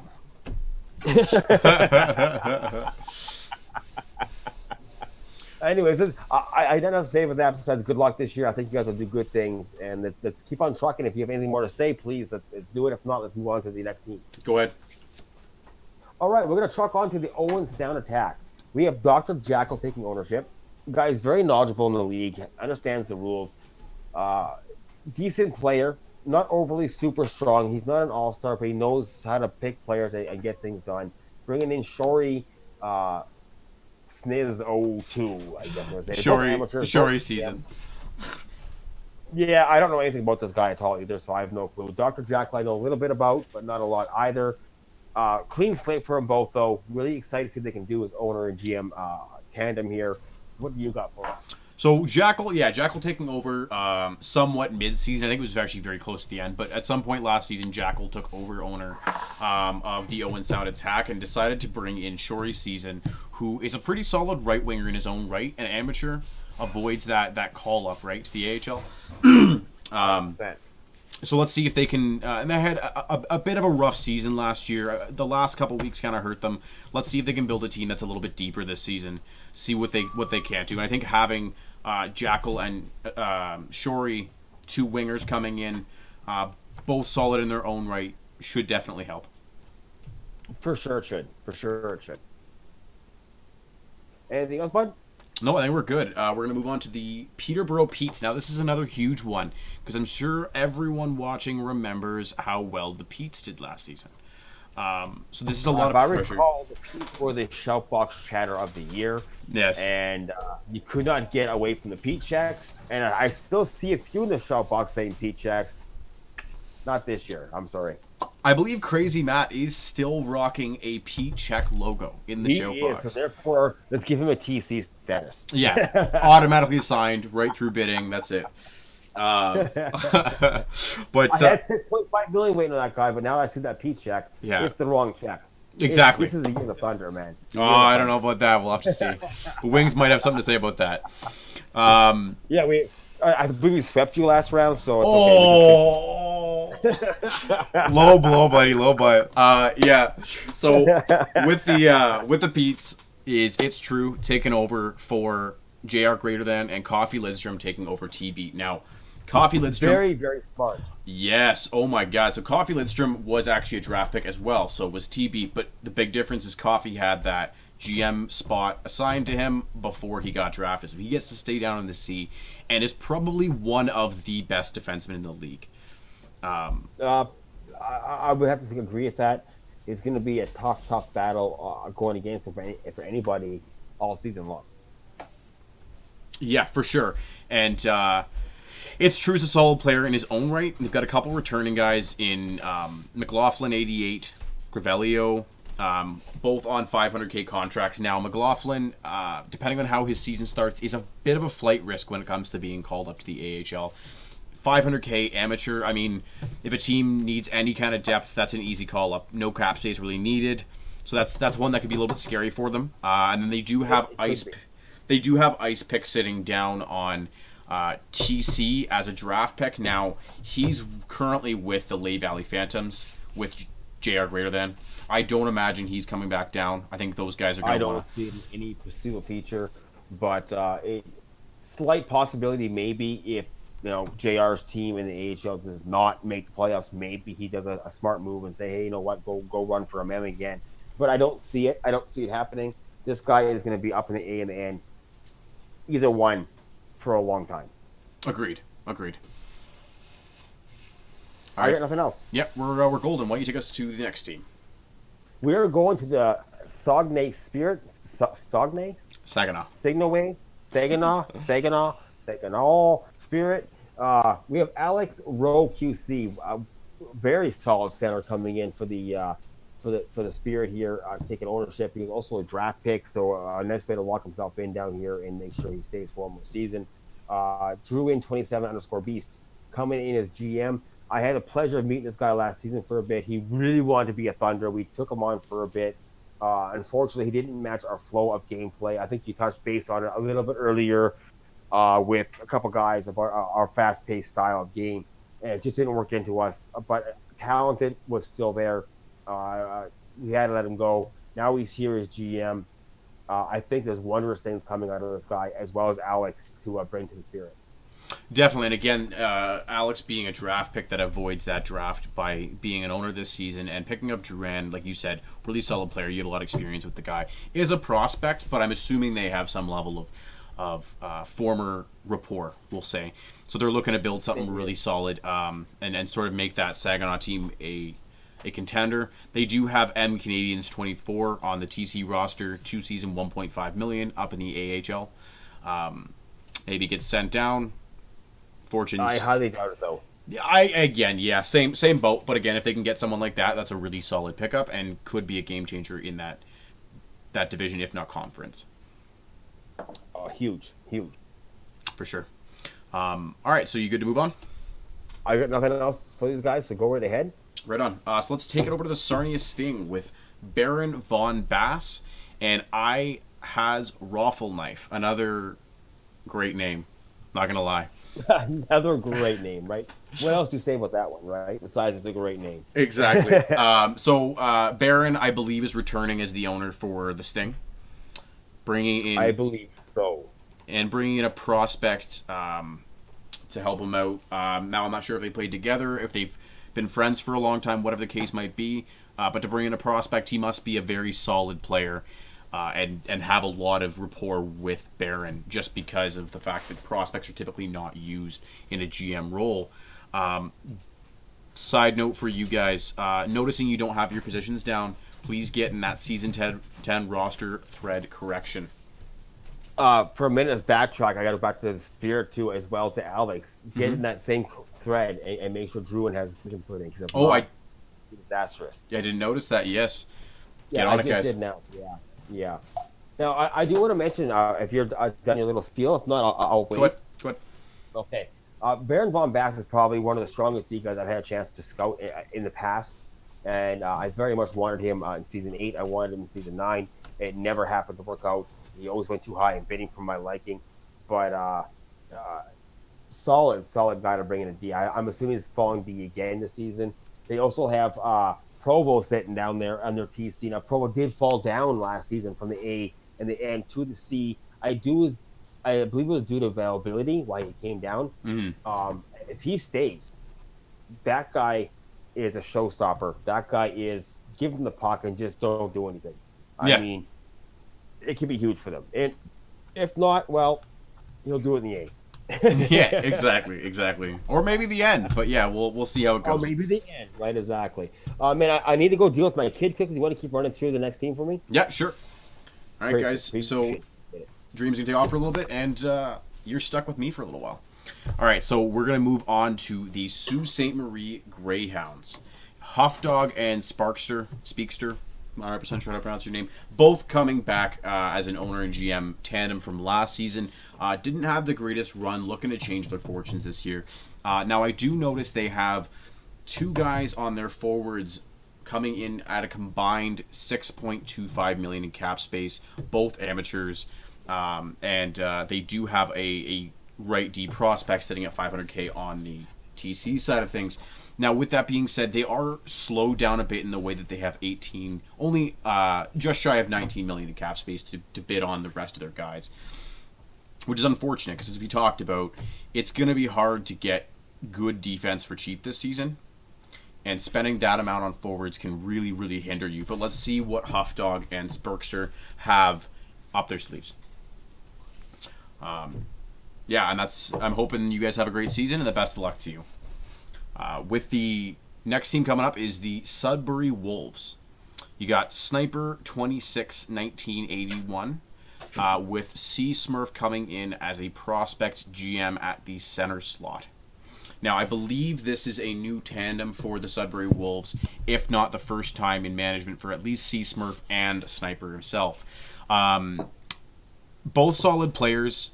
It's good to get the kind of mix of defense and forward when it comes to your owner and management. Kind of get one coaching one side, one coaching the other. And on top of that, you're looking to get a solid player at each position with a no contract, right? Always, buddy. Always. For sure. And Eagles 2186, returning 2-season, $1.5 million contract. Pretty solid, solid career so far. Good guy to keep. Might be a threat for a call up. That's always the worry when you've got guys who are amateurs on relatively cheap contracts. And then on their For sure. Go on. Okay. Shatrod running a 2-season contract as a prospect, $500K. Same deal for Straight Cash Bruh. Nice name. And Mayor. Awesome cash, bro. And Mayor. My way. Yeah.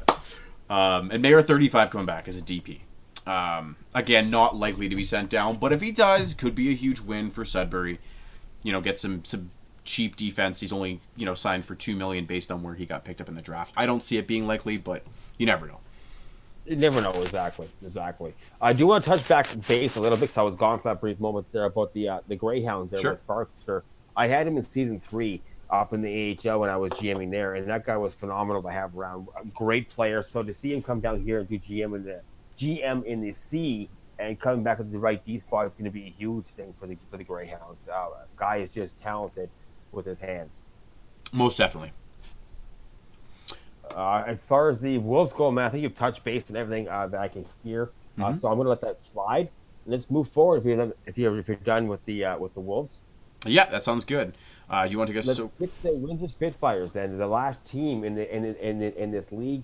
Last but not least, always we have Ray 9733 returning as owner in the CHL. He has been vacant from the CHL for about 4 seasons, I would say, if not 5. Less than that. He was in this.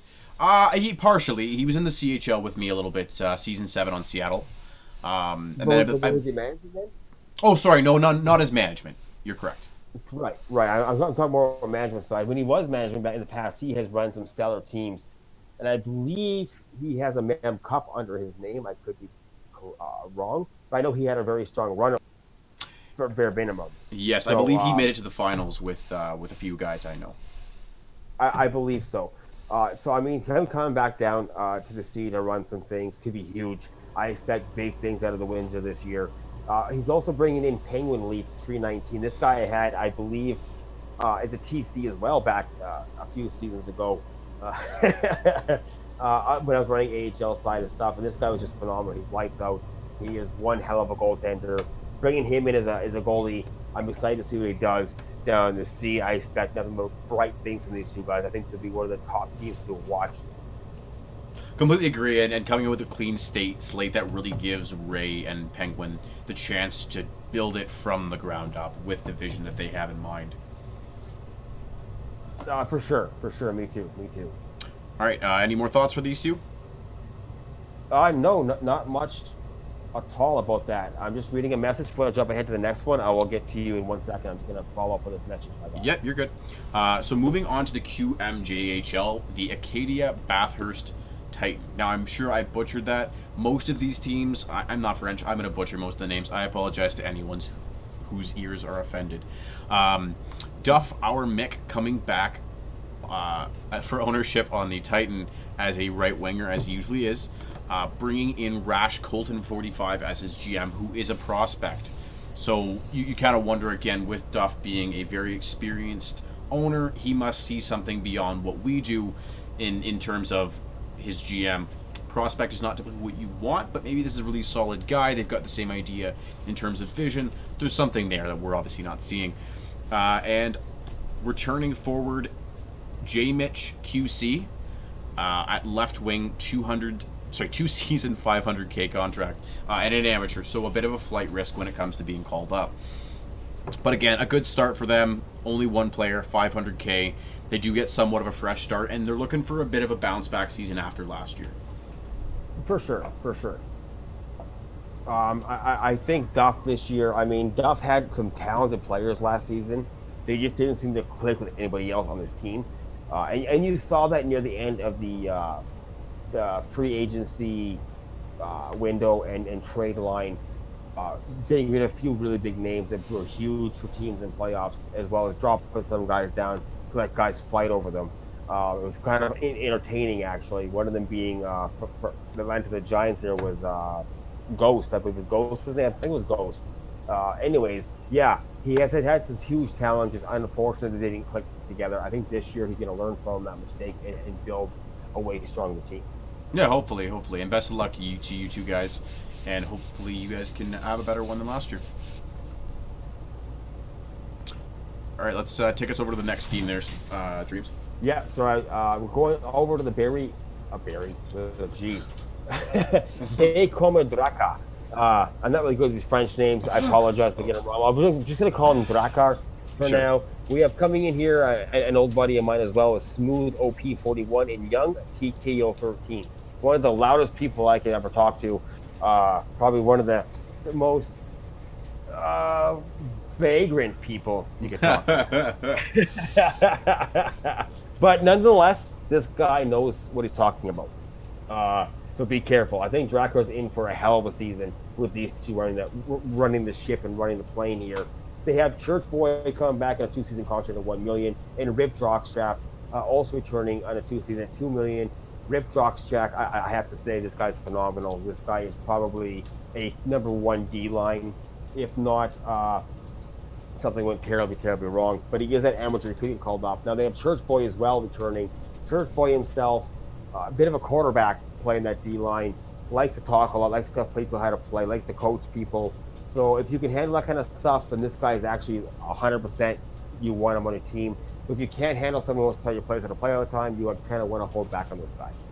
100%, and that's all sort of from team to team and how they want to run their team. But yeah, again, these two players coming back could be huge.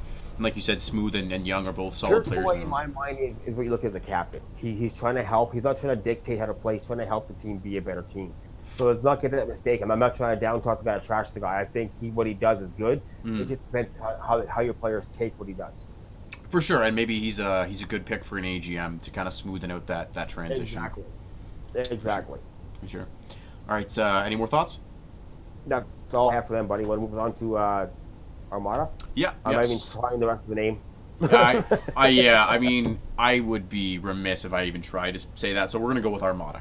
You can do the first part, no problem. I'm pretty sure that Blainville. Blainville, yeah, that's pretty easy. But yeah, the rest of that's not happening.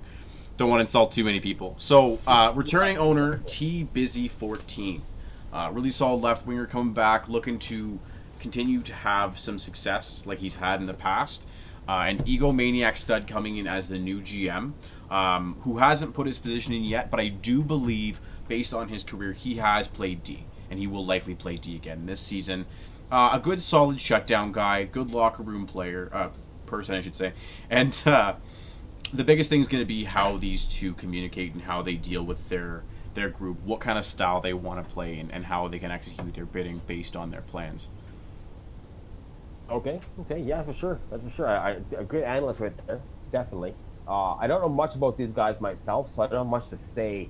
But I mean, they do have a couple training camp guys like Doc Marshmallow. He's been a stand-up goaltender through his career, and Mick Graw, also a stand-up goaltender in his career. If they get one of those guys dropped back down, could be huge. Definitely. That's about all I got for these guys. Same here. Let's move on to the Screaming Eagles, buddy. Kate Brett and Screaming Eagles. These guys have been a force every single season, every single playoff. Season 8, they were the team you didn't want to face in the dire minutes because they would get those last second, like under a second goals to make it a tie or make the win. It was just phenomenal, exciting hockey all the time out of these guys. Last season they came out again with that you don't want to mess this mentality. I'm excited to see what they do again with KO up close coming back as owner. Amateur player, bringing in JC Pans 22, who's a veteran. Both solid players, both know the hockey, both know the talent.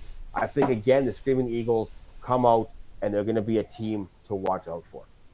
Most definitely. And again, getting a clean slate. The Eagles did have a really good run like last year and in seasons previous, right? But they do come in getting a clean slate, taking over a team, and really allowing themselves to build with what they have in mind as opposed to keeping some players that maybe are disgruntled over losing their former owner or general manager, whatever the case might be. Again, that clean slate is nice to have, like you've preached in the past. Exactly. Yeah, so let's move on if you're good with these guys. I am 100% good. Right on. So Then we got the Charlottetown Islanders with Blazing Hippie, I believe, returning as owner. I believe no. No, that you're right. That was Fool Dog last season. My bad. Fool Dog was the owner here last season. I know that because me and him did multiple trades multiple times for the same player back and forth. So Blazing Hippie coming in, taking over, bringing in Kai Stu as his GM. Centerman was a draft pick following the GM offer, which obviously a good, astute pick on Hippie's part. So we'll see how that kind of pays off, right? Did he pick him up for his management quality, for his playing quality, or hopefully both? That's the ideal scenario, right? And they have Deuce in the dirt on their TC. I believe he's called up to the AHL. He has been, but he did fall down for a bit to the C last season and was stuck here for a bit. But this guy, straight out, is a total stellar player. If he falls to these guys, this guy's going to carry the team. Defensively, offensively, I don't care. Let him, when he has a chance to skate, let him skate. He'll bear that puck. He's probably better off in a center slot, in my opinion, but here he is playing D again. I'm excited to see if he stays or comes back down. If he comes back down, you can bet dollars to cents I'm trying to make a move for that guy. Well, Hippie, you've been warned. Keep your Discord ready. That's all I got, though. That's all I got, man. Yeah, go ahead and take the next one. We're jumping over to the... Oh, geez. Okay, I'm going to read my PM because I actually had a PM from this guy how to say his name properly for his team. So, no, I'm kidding. I just hate saying this team name. So I'll throw it out there for you. I believe, and I'm sorry, I apologize to the French community. You're probably going to hate me for butchering this, but I believe it's the Chicoutimi Saguenayens. I believe you are right. Saguenayens. Yes. Is probably the correct way of saying it. Probably with an accent would be ideal, being that's in the middle of Quebec, but what are you going to do, right? Right, exactly. Now, we do have DJ Keeper coming back here. He has been an owner in the siege of 2 seasons with these people. Season 5, he was a bog. He's been an owner here since season 6, I guess, to be completely honest, looking in deeper here. Since he's been here, he's made playoffs every single season. His best playoff run was in season 6 when he made it to the 3rd round, but he has always made them regardless. So he's always been able to build a strong dynamite team that says, we're not going to not make playoffs. We're not going to miss them. We're not going to be that bottom last 2 teams. We're making the playoffs. Definitely. And coming back with some, notables. Your dad, I am in net. I have seen this guy play, and can he be on fire? Oh my God! But huge pickup 500K. I think one of the right now, as it stands, at 4 bidding hits, one of the best goals to have returning. Yeah, but again, another big risk on the call up 500K goalie. It's not out of the realm of possibility to lose someone like that to the AHL in short order. No, it's not. Yeah. Do you want to take care of the TC guys? Well, the TCs are pretty straightforward. I mean, they got B Gunny, amateur 500K returning, not going to come down. There's no way he comes down. Mr. Freddie 1994, also 2 seasons at 500K. I don't see it happening either. And Miesman's bum, this guy is never coming down. No, and another fantastic LG name, Me Mum's Bum. That is fantastic. This guy's been a legend of his own for 3 seasons now, so I mean, there's no way he's coming down again. Yeah, for sure. All right. I got nothing else. Let's take it over to the Drummondville team, Voltagers. Yes, sir. Bozen Saros, 1992, and LHS Brad returning once again. No. Brad, just for a minute, everybody. Brad did help back in season, I think it was season 6, maybe season 7, with things called the TC tournament. Mm-hmm. This guy did a bang-up job running these things, had a great time doing it. I was part of the TC tournaments. I was stuck in TC those years. Loved doing it. This guy just was phenomenal at setting stuff up. So I'm excited to see what he does as a GM with the knowledge he has of the players. I'm excited to see what he does here. Definitely. And again, these two guys, both solid players in their own right, had a really good season last season rather, going pretty deep in the Q playoffs, right? So good for them. I believe they're both attorneys, are they not? Yep. That's what I said. I thought so. Yeah. Yeah, I yeah, mean, I think they went 3 weeks undefeated last season, which made them a real threat and a hard team to take down and take away from that first place reign, which no one did in the end. So, I mean, bang up job. That's the prime example I'm saying by experience on players. for sure. And I'm glad to see Bozen Saros managed to get himself back onto the roster list. I know you got lost somewhere in there. You'd fallen off the team. Glad everything got fixed out there.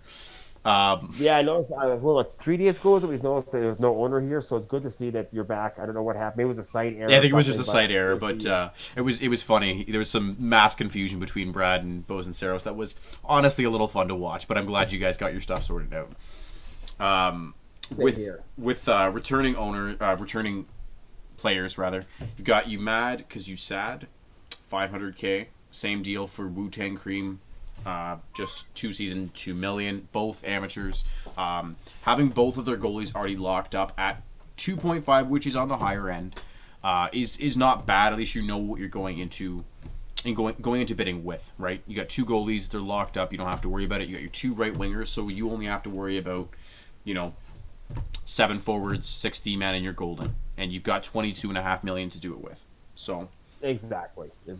and then Big Joe sitting on the TC along with the Unflappable. I don't see the Unflappable coming down. Yeah, and Obama Jack My Xbox, another phenomenal name, but not likely to come down. They're not likely to get any of their TC guys who were called up back down, but like we keep mentioning, if it does happen in a crazy world where something happens where it makes sense, it's a big game changer for these guys. Yeah, exactly. Huge game changer. I mean, I'm really excited to see what happens this season with all these possible send downs or call ups. It could be game changers in a lot of teams, and it could be rips in a lot of the cases. Yeah, for sure. All right, so I'm good for. Anything else for you? No, I'm all good there. Do you want to move on to the next one? Yeah, sure, I'll take care of that. So the Gatineau Olympiques running with the Guardian returning, and I believe Bail Money's coming back as well, if I'm not mistaken, as the GM. These guys had I believe you. these guys had a decent year last year, but I think they'd like to have a little bit better of a season, build upon it, and see if they can't really start to contend for a Mem Cup. Now, good job by these guys to take Gatineau, again, another one of those teams that had a history of not doing Not doing so well. Yeah. So I was stuck here for a while before I got traded to Valdor, and I kind of demanded it. I was like, the way they played their teams and ran their teams, I was like, either trade me or TC. It was that simple. Yeah, for sure. But yeah, these 2 guys, really good guys coming in.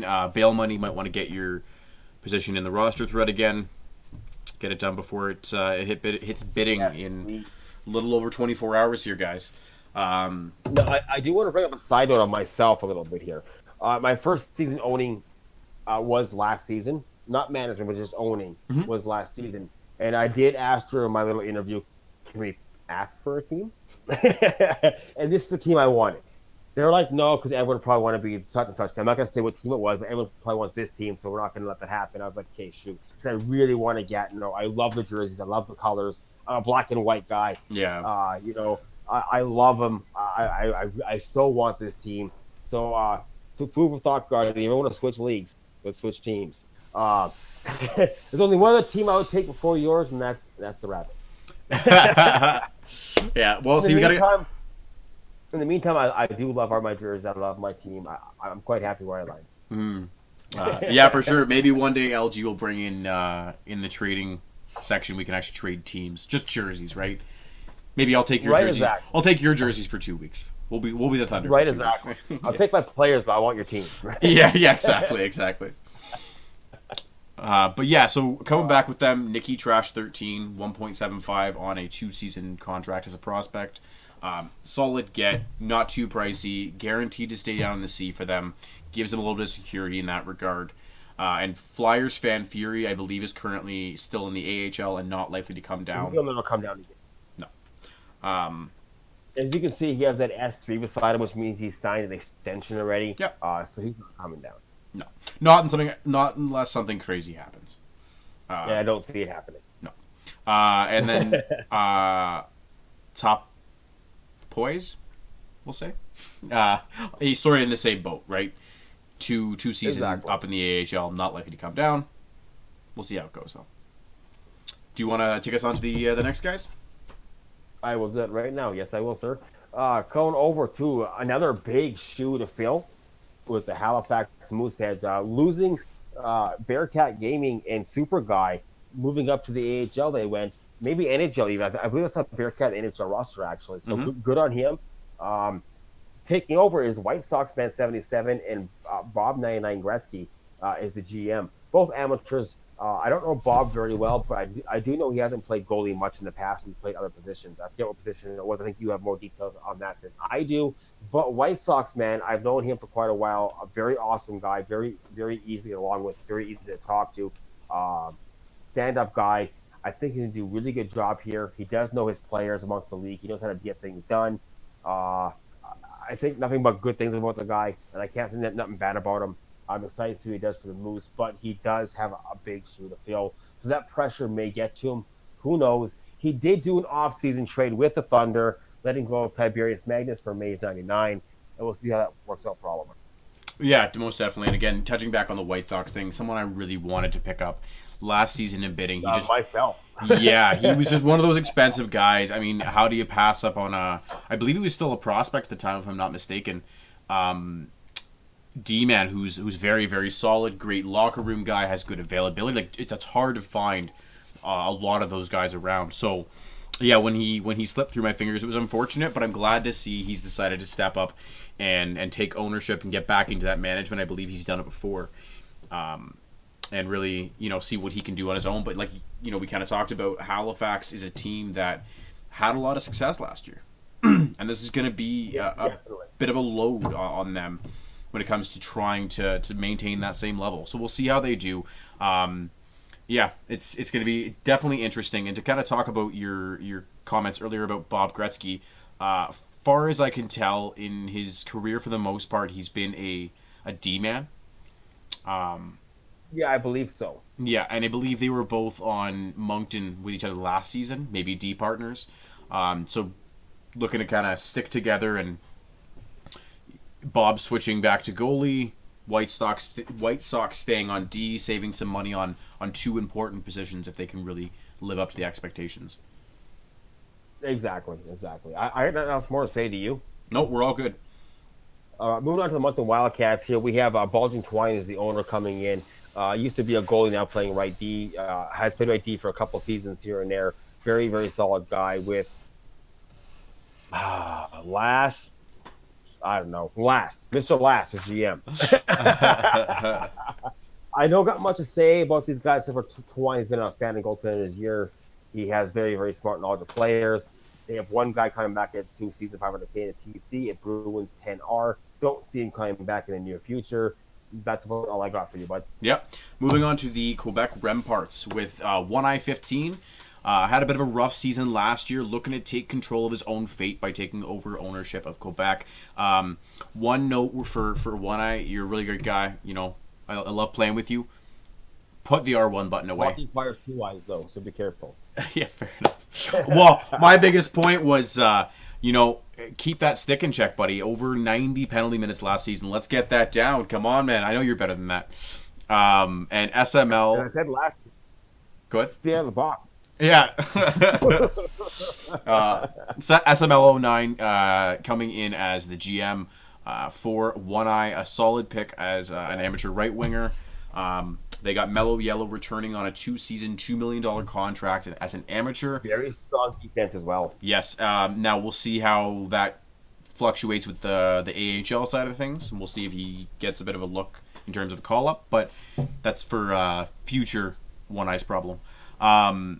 And then on their TC, 2 guys currently called up.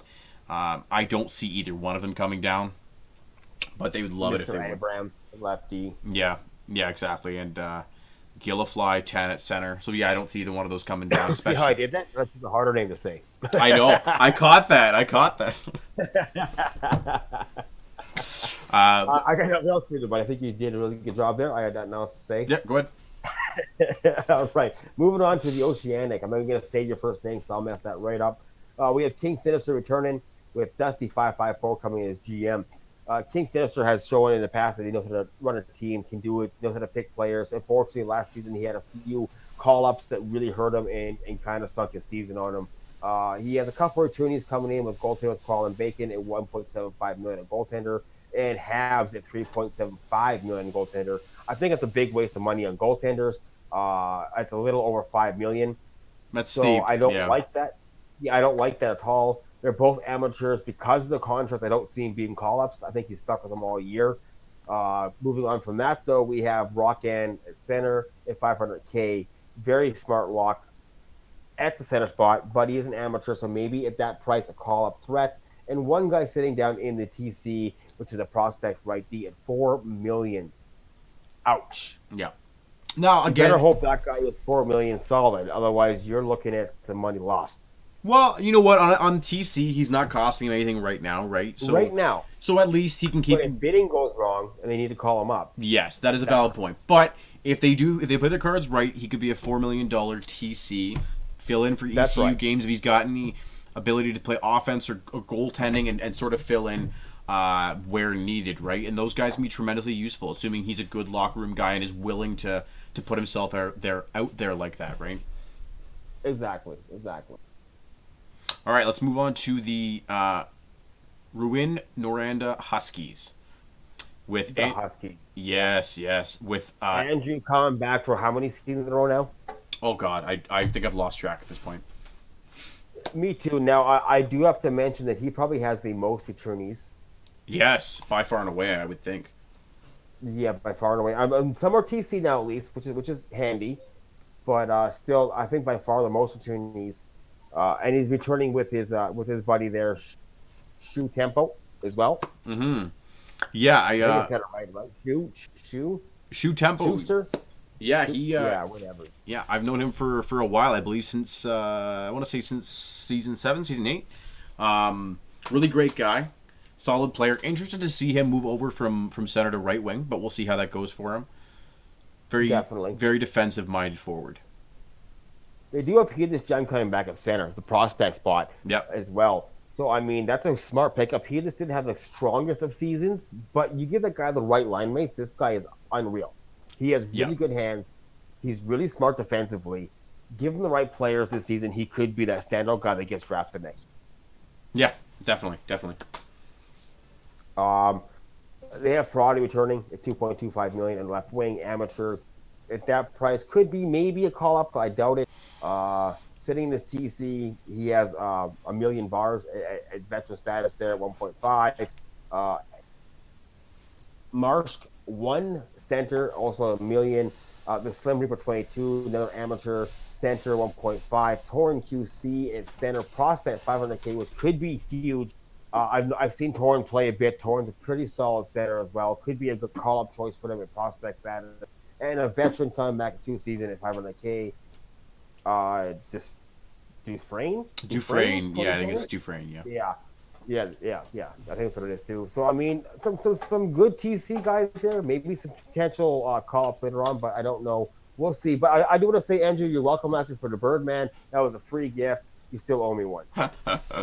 Oh, that's funny. That's funny. All right, let's move on to the St. John's Sea Dogs. Now, again, another team with big shoes to fill. The Mem Cup finalists on the other side of the Brandon Wheat Kings. Neither owner nor GM are returning. Crazy Matt, I believe, is still hanging out, waiting to be picked up in the CHL, and Morin went up in the AHL. But replacing the two of those guys is Caps Rule and Damage Plan. Now, Caps Rule, I believe, was looking for management all throughout the season. I think he eventually said, you know what, screw it, doing it myself, I'll be the owner. And he's brought in Damage Plan, a prospect, solid player. The hope is the two of those guys can bring in some solid talent. They got a clean slate with the Sea Dogs, so let's see if they can kind of live up to that name that the Sea Dogs built last season. I think they will. I mean, I don't see it falling apart and being a disastrous season. I think they're going to do very, very fine with who he's brought in and what they're doing. I think they're going to be okay, and they're still going to be a team to watch out. Definitely. Now, they have that clean slate, so bidding is going to be intense with that clean slate as well. Again, a lot of teams with clean slates here, so bidding is going to be huge. Yeah, it really. I'm so stoked for tomorrow, buddy. Go on. Oh, me too. I can't wait for the site to start lagging on me real hard. But yeah, I think we're all good with the Sea Dogs. Let's move on. Yeah, on to Shawinigan. I'm not gonna say your last name, but you have that girl who gets all my pucks. I want him back. Coming in with X. You know what? You do that one, buddy. Sure. It's X Empire Sniper is the owner. Thank you. And La Mochila 8 coming in at GM as a prospect. Now, I believe Empire is returning as the owner of Cataracts. I'm sure someone will correct me in I about believe 2 seconds if I'm wrong. But and La Mochila, I actually had I had him on one of my Seattle teams. I'm kind of spacing right now. A really solid defenseman from what I remember, but I guess he decided to try his hand at forward. As a prospect, He is going right way. yeah, so I think as a prospect, obviously Empire knows something we don't, but hopefully him and Mochella can do a good job. They are starting out on the right foot with Angus Buss 2014 on a 2-season $500K prospect contract. So that's definitely a good start for them. Outside of that, pretty much a clean slate. They got their full $24 million to work with in bidding. See how it goes for them. 100%, 100%. I think you nailed that head right in the hammer. I got nothing else really to say about these guys, except for they did a good job last year running this team. Yeah. Yes, they did. Moving on forward to the Sherbrooke Phoenix. Now, remember, we did a few dry runs, me and you, of this stuff to make sure we had our I's and T's crossed to kind of get our first show going with a bang. And I made a huge mistake here. I'm going to do it again on purpose. All right, go ahead. Oh, shoot. Was that the mistake? I'm thinking that was the mistake. The mistake he made was he dropped his phone on the floor in the middle of a live stream. I dropped the camera, I dropped the phone, I just dropped the whole thing. I dropped the whole thing there, man. I pulled the cord too much. Whatever. We're here. We're going to make the same mistake, though, that I made in that thing, which was we have the owner coming in as Fedora. I mean, Fedorov 91. Yeah. If there's any Detroit fans, I apologize on behalf of Mr. Dreams. If we're going to go there with that part as well. Okay, fine. Detroit, thank you for our coach. Toronto really appreciates it. You guys can keep suffering without him because it's all it's going to get you is suffering. Big mistake. Anyways, we have Fedorov 91 coming in here with S. Jackson 2324 as GM. I had him make the same mistake on purpose just because I thought it was funny. Yeah, for sure. On the off air. They have the returnee of M. Morgan 31, an amateur in the goaltender slot. Possibly can come back down to him. I don't see it. But if they do, that's a huge goaltender to have in your pocket. I do know Fedorov has been a veteran. He's been around for quite a while. He has some good plays, but he has slept a little bit this season already. He has not gotten that roster pressure threat. He has not put his GM in that position lock. He needs to get that done.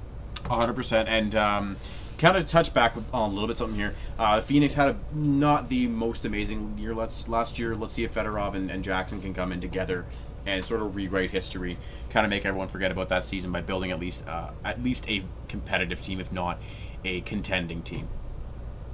I hope so. I think they have a good chance at it. It's all going to be how they do on bidding day, and we'll see how it goes. Yeah, me too. Let's move on, though. If you're done there, let's go to Val-d'Or. Yeah. So with Val-d'Or, we got St. Louis Goon coming in as the owner, I believe, returning as the owner. And Kid Minor. And I don't know if Kid Minor is a returning GM. Can you fill me in on that one? Kid Minor, I don't think he was. I believe he was just a defender. He was in bidding last season. Okay. He might have been GM, but I don't think he did. But definitely a smart choice. Him moving from defense to center is a huge move, considering the kid was a very solid defender. And moving to center is a smart choice because you do want the defensive mind at center. So the kid does have hands. So putting him at center could be a solid choice and a smart move by the owner. And by a good the GM himself. Yeah, and a good transition for him from defense to forward would be center. You kind of get the best of both worlds there, right? So we'll see how that works out for him. For sure, exactly. Returnees, there's none really on the roster. A few down there a little bit. Ghost 726, amateur goaltender 1.25 million. Milakila 420, an ex-award winner for defensive of the year. 2 million, 2-season return, and Deadly Dangles left wing amateur at 1.5 million. I again do not see any of these guys coming back down to the CHL level, but if they do, it could be huge. Yeah, definitely, definitely. But I got yeah, nothing else to say. right on. So let's move on to the Victoriaville Tigers. Chase Newman returning as the owner. Now, I'm not too sure. I don't believe Cub was his GM last season. I would be very surprised if he was. As a I don't prospect think coming so. in.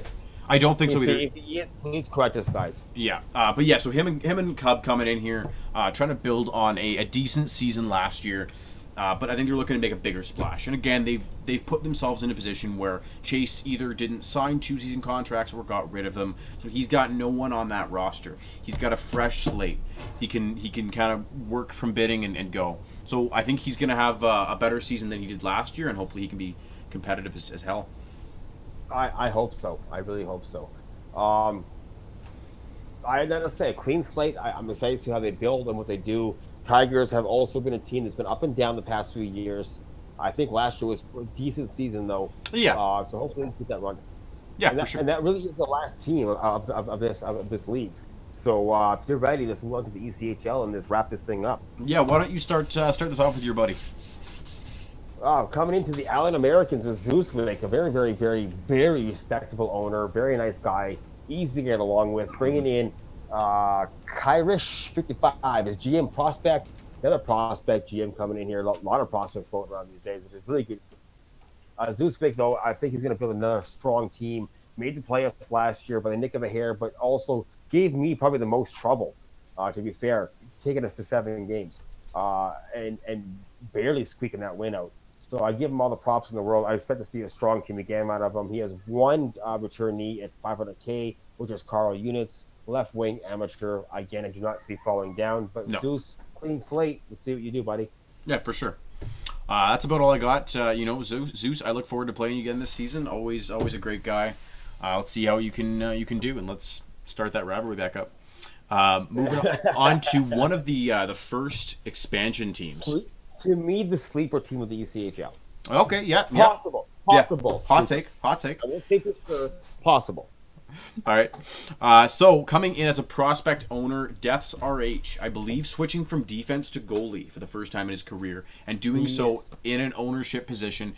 But you know what? He did. He made a really smart move, pulling in Mike Jakob as his right wing GM, amateur, AHL quality kind of player, veteran guy, been around for a long time. I think that is a good way to start your first season as an owner, especially with the lack of experience Deaths has just being in the league in general. Yeah, for sure, for sure. I mean, this is why I call him a possible sleeper team. Death is new. I did have the chance to have my team for a little bit. I'm not too thrilled at seeing the knowledge he may have, but this move of moving Mike into his GM role is huge. Yeah, I think it's a good mentoring kind of role. It is, and Death. Not that he's a bad player by any means. I've seen players be way worse than. I can almost mention 20 people that is way worse than, or better than. I mean, but bringing in Mike is huge. A veteran guy, or amateur guy who's been around the league, knows his players, knows his talent, is going to help Death show the ropes, and this could be the reason why they're a sleeper. They may start off a bit rocky, but I think they might fight back a little bit. Yeah, we'll And see. Yeah. Death by far is one of the nicest guys to get along with, easiest guys to get along with. I give him all the props in the world. I just don't think he was at that level yet to run a team by himself. So bringing Mike in was huge. Yes, I think that's the integral part of it. But yeah, that's about all I got for them. Why don't you take us over to the next one? I do want to mention that the Atlantic Gladiators are the first part of our expansion. There's 5 more to go of the expansion. Excited for it. Last year, the expansion was huge. We saw one expansion team go quite a long ways. Let's see what happens this year. Can there be another Vegas night scenario in this? Let's find out. Yeah. Moving on, though, to Cincinnati Cyclones, we have Tate Kuhner and Ajax 2592 coming in as owner of the Cyclones from the solid season the Cyclones had, minus their few forfeits they had in the last season there. They do bring in with a very interesting tandem of owner and GM, both AHL vets, both know their AHL leagues, and both have a reputation that you don't want to brag about. So I'm curious how that brings about into their locker room coming this season. Well, maybe with that new ownership and management role tag beside them, they'll step up. Maybe they won't. Hopefully it does. Yeah, but you know what? It's a good storyline for us along this season. And Dodgers Blue Shells, I believe, came over in a trade near the end of last season. Someone called up to the AHL right now, really solid defenseman. Don't see him coming down, but if he does, that's someone I don't want to see the Cyclones get. We'll put it that way. Right, exactly. I'm done there though. Yep. If you want to move forward to the comments, we can do that. All right, going to Fort Wayne Comments. I'm going to mention a name here that you guys haven't heard all show. Big Sleazy, this is your hometown. I hope you're watching. We're talking about your hometown team. Coming in for the owner is Dead Starks returning with Eddie Drag coming in as GM, another veteran there. Some returnees like notables to me are Thomas 1231, a center at $500K. JTE Nick, also returning at $500K, 2-season contract returnee at right wing, now an amateur, was a prospect last season, left the Thunder at deadline in a trade. And look, man, throw me a bone. Tell me what you want. I'll give you back for him. Yeah, either way, a great deal for them. They have a great guy there. Nick can carry a line by himself. He's a solid player. Also have Andy Mack returning on prospect on the D slot there at right D, $500K, and 2 guys sitting down the TCs that probably may play, may not play. One's a prospect at Strong Dibs. Another very, very nice guy I talked to, very strong player himself. And LaPointe, 1991, amateur at $500K, which you probably won't see fall back down to this level. No, but you know what? Big note for these guys, having 3 players guaranteed to stay on that team, at least not being called up on defense. 2 righties and a lefty at a combined $500K for 3 D-men is huge. Game changer. That lets them go out and spend some extra money on the goalie, on the forwards and the more expensive D-men. That's a big move. They could decide to spend like $6 million per D-man and still be fine. Yeah, probably. Honestly, I mean, $18 million gone, you still have $5 million for offense. You still get offense fairly cheap this year. But yeah, moving on to I think everyone's favorite jerseys, maybe second favorite, depending on the Solar Bears. This is my other team I want to say to O'Brien. You ever want to switch teams, buddy? I want your jerseys. I've been waiting for this team. But yeah, like you said, O'Brien and Dirty Garden Girl, another Hall of Fame LG name. I like it. Both prospects Love it. played last season. Both minimal games played. I think 20 games played amongst each other. Yeah, yeah, they do. But I believe, if I'm not mistaken, they were on the same team as each other last season. I believe they were. Yes. I believe they were. So they obviously built a bond there, obviously. Yeah, and they're thinking that they can come in and do something worthy of note in this new season 10. So best of luck to you guys. Let's not take the season 9 minimal game for granted. I've seen a lot of prospects get overlooked sitting on TC and thinking, "Oh, this guy's just a TC, he's no good." But reality, you slept on them, and these guys could be a threat. These guys could be huge. Guy and girl tandem, possibly. I mean, I don't want to judge the name, but right now I can say it's a female. It could be the opposite. Who knows? If I get that wrong, please do not get mad. Please just come correct me. Please let me know so I get the analogy right later on in the future. But it could be a huge tandem between these two. Yeah, we'll call them Peoples for now. Yeah, I do want to throw a little comment here. I noticed in the comments there, someone told us that the Wichita Thunder have the best jerseys. Now, I don't know what you're smoking, but that is not true. By far and away, not the best jersey. Our jerseys are not pimp, and thank you for that state from Jake Farms. I love it. I love our jerseys. They're fantastic. I've just always loved the Rabbits, and I've always loved that black and white from Gatineau. But I love being black and blue too. So please, you guys, come bring me it. Come beat me. Make me black and blue this season. Well said. Well said. All right, so let's move past those Rabbits onto the Idaho. Yeah. One last thing, the Rabbits. Best of luck Sure. to you guys. Best of luck to you guys. I expect good things. I have no doubt in mind. You guys are going to solid team. Yeah, definitely. But yeah, moving on to the Idaho Steelheads.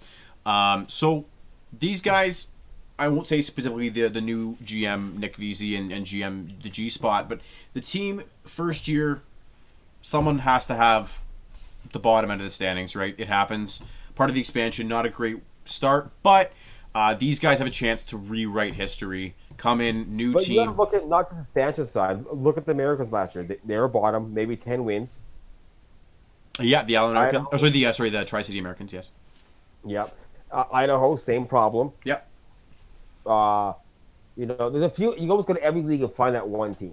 And that's the thing, right? Like someone's got to be down at the bottom. And unfortunately, last season it was the Steelheads. But these guys get a chance to come in with some returning players to kind of rebuild that. Now they've got two guys still on contract in As Ranchero, 500K prospect, solid player, and again, no flight risk moving up, dirt cheap contract, and then Raid Razor 88 as a goalie, amateur, but again, 2-season 500K. So they're not sitting in a spot where they've been left overly expensive But contracts. they do have Ass Rancho sitting there in prospect. That's what I'm saying. Yeah. To have a 500K prospect is a big deal, right? Saves you a lot Exactly. of heartache. Now, I do want to mention to the GM, the G spot. The spot, G spot. That's a classic name, bud. Perfect for LG. I love it. Nick Beasley, I also want to mention, he's a prospect still, but he has been here since season 8. Yes, which I guess the games played is sort of sitting right on that edge. It probably is. I know season 8 he came in late to the season. He became a giant TC and was traded later on to another team. And then last season, I'm not sure if he played or not full season. But yeah, so he has been around. I expect things out of him, good things out of him. I've seen him play goalie. I've seen him play defense. I do not expect a falter coming from Nick. No, I think they're gonna really change the culture that was set around the Steelheads from last season, which is good. Same here. That's all I got from that, man. That's all I got for that. Let's move on to the Indy Fuel. The Indy Fuel. Yeah. With the one. Yes. I-24I, I'm going to say, returning as owner, another veteran player, been here for a while doing this stuff, on and off. Had a great, successful, I won't say great, successful ECHL Premier preview, or what do we want to call it? Debut, Yeah. that's a better word. With AE Muse coming back as his GM, both returning together. I had a lot of fun working with these guys, doing trades back and forth in the season and talking to them. Great folk, great people. I'm excited to see you guys do this year. And you were the Thunder's kryptonite all season. Last season, I'm looking forward to this season for beating you. For at least beating you once. We couldn't beat you once last season. Yeah. And I'm glad we avoided you in playoffs because we've been out. Yeah, just a couple notes here for me. Yeah, again, great guys. Fun to play against last season. Gave us a hell of a series in the first round. And let's see if we can keep that rivalry going this year. Exactly. I got nothing else for them. Clean slate. Let's Good luck in bidding. yeah, for sure. Let's move on to the On to the next expansion team. our third, I believe, expansion team. Yeah. I didn't serve that. Yeah. Coming in with the Jacksonville Icemen. Now, noteworthy is the fact that Chernobyl is an experienced owner, taking over the Jacksonville Icemen in their inaugural season, bringing on Big Tony 666 as his GM, who is an amateur, so does avoid that kind of call-up scare and having to deal with picking up and bidding. These guys are given a clean slate. Again, Chernobyl and Big Tony both haven't put their positions in the... Get in that roster thread. Fix Yes. that problem, please. Yeah, so I'm assuming Chernobyl's going to play center. That's where I've known him to play most of his career. I think so. Yes, I think so. Yeah, and then with Big Tony, I'm not sure where you play, bud, but hopefully wherever you Big do. Tony used to be a left winger. Okay. So I'm assuming he's going to go left wing again. I'm assuming, and if so, at the smart choice in GM pickup, Big Tony can be a shutdown player. Okay. Right on. But yeah, I mean, I don't have too much information on these guys. Again, a clean slate. They're allowed to build their Well, team. Chernobyl, I do want to point out, did play D last year, so maybe he goes to D this year again. Yeah, Who maybe. knows? Maybe. Well, time will tell, right? Yeah, well, hopefully within the next few hours here, because it's getting close to bidding, buddy. Exactly. Got less than 24 hours, or a little over 24 hours. Get that fixed. Get that fixed. Roster Crush Thread, Season 10, under the front office, just under the shelf box. Click that button, get that in, do it. Yes. But yeah, these are all the thoughts. Moving on to this shit of a team, the Wings. Now, see, I gotta take this one personally. So this is obviously my team. Darkside 0895, absolute shit, no hands. Don't know why he decided to go right wing. I mean, he was an OKD man, but we'll see how we can do on the right wing. Bringing in Yob Cuff as his GM. Really nice guy. I'm pretty sure he actually has no thumbs. He might have been born without any thumbs. But we'll see how it goes. I want to mention Graham Scott coming back on a 2-season contract. Really solid guy. Joining our media team, doing the coverage for the WHL. Want to thank him for all of his hard work so far and going forward. I would like to mention one last thing. The Wings are doing a sort of a giveaway, a merchandise giveaway when it comes to getting on this team. Anyone who gets on this team will get a free Kalamazoo Wings backpack to help you guys carry me just a little bit easier. Yeah, you better bring the backpacks, you guys, because they need to carry you in these Wings. Hopefully not a sweep in the playoffs again. Oh, just touching that raw nerve, aren't you, bud? Hey, I gotta bust somebody's balls to do it. Yeah, it may as well. Yeah, that's fair. That's fair. All right. Although I do get a note that the Wings were a thorn in our side all season. They were the ones creeping on us right behind the Mavericks and the Cyclones, trying to take first spot after the 8-week reign. And they still fell short, and they got swept in the playoffs. Let's point that out again. Yeah. I look forward to another wonderful year of this rivalry to me. Yeah, for sure. And you know what? It's gonna be a lot of fun. We got a big rivalry coming on. Us being part of the media team together, I think it's gonna be a great season for the Wings and the Rush, or the Thunder. You're on the Thunder. But yeah, moving on. I hope so. Moving on from here, we got the Kansas City Mavericks. Now, this is another team that has a fair amount of returning players. You got Jack Stoggs coming back, bringing in Gigi Joey as his new GM. Yes. Now, good player, veteran, avoiding that call-up scare. Now, the big thing here, the big picture for me here is Chicken Biscuit. Really, really solid defenseman, but $4.5 million. Which makes me feel he's not a call threat. Yes. But I have heard noise around the league that there is some issues between the owner and Chicken Biscuit. So will that play a tandem role in maybe a trade, TC drop, or begging to be called up? Who knows? Yeah, we'll have to wait and see, right? It's going to be an interesting storyline. Keeping Tangelis on a 2-season, $3.25 million contract. Very expensive for a goalie, but pretty much guarantees he doesn't get called up because of that price tag, and is probably one of the best goalies in the in the CHL in general. So good on them for keeping him, and that's sort of the core group they've always tried to run with is Jax, Chicken, and Tange, and we'll see how they do. And then you've got your three guys that are sitting up in the AHL in I Curl Squat Rack, Super Light 1983, and X Evan VX. I don't see any of those guys coming down, but yeah, one of the least amount of salary caps of any team for the least amount of players on the Kansas City Mavericks, with only $17.25 million left. So we'll see how they can do with a limited cap space. Exactly.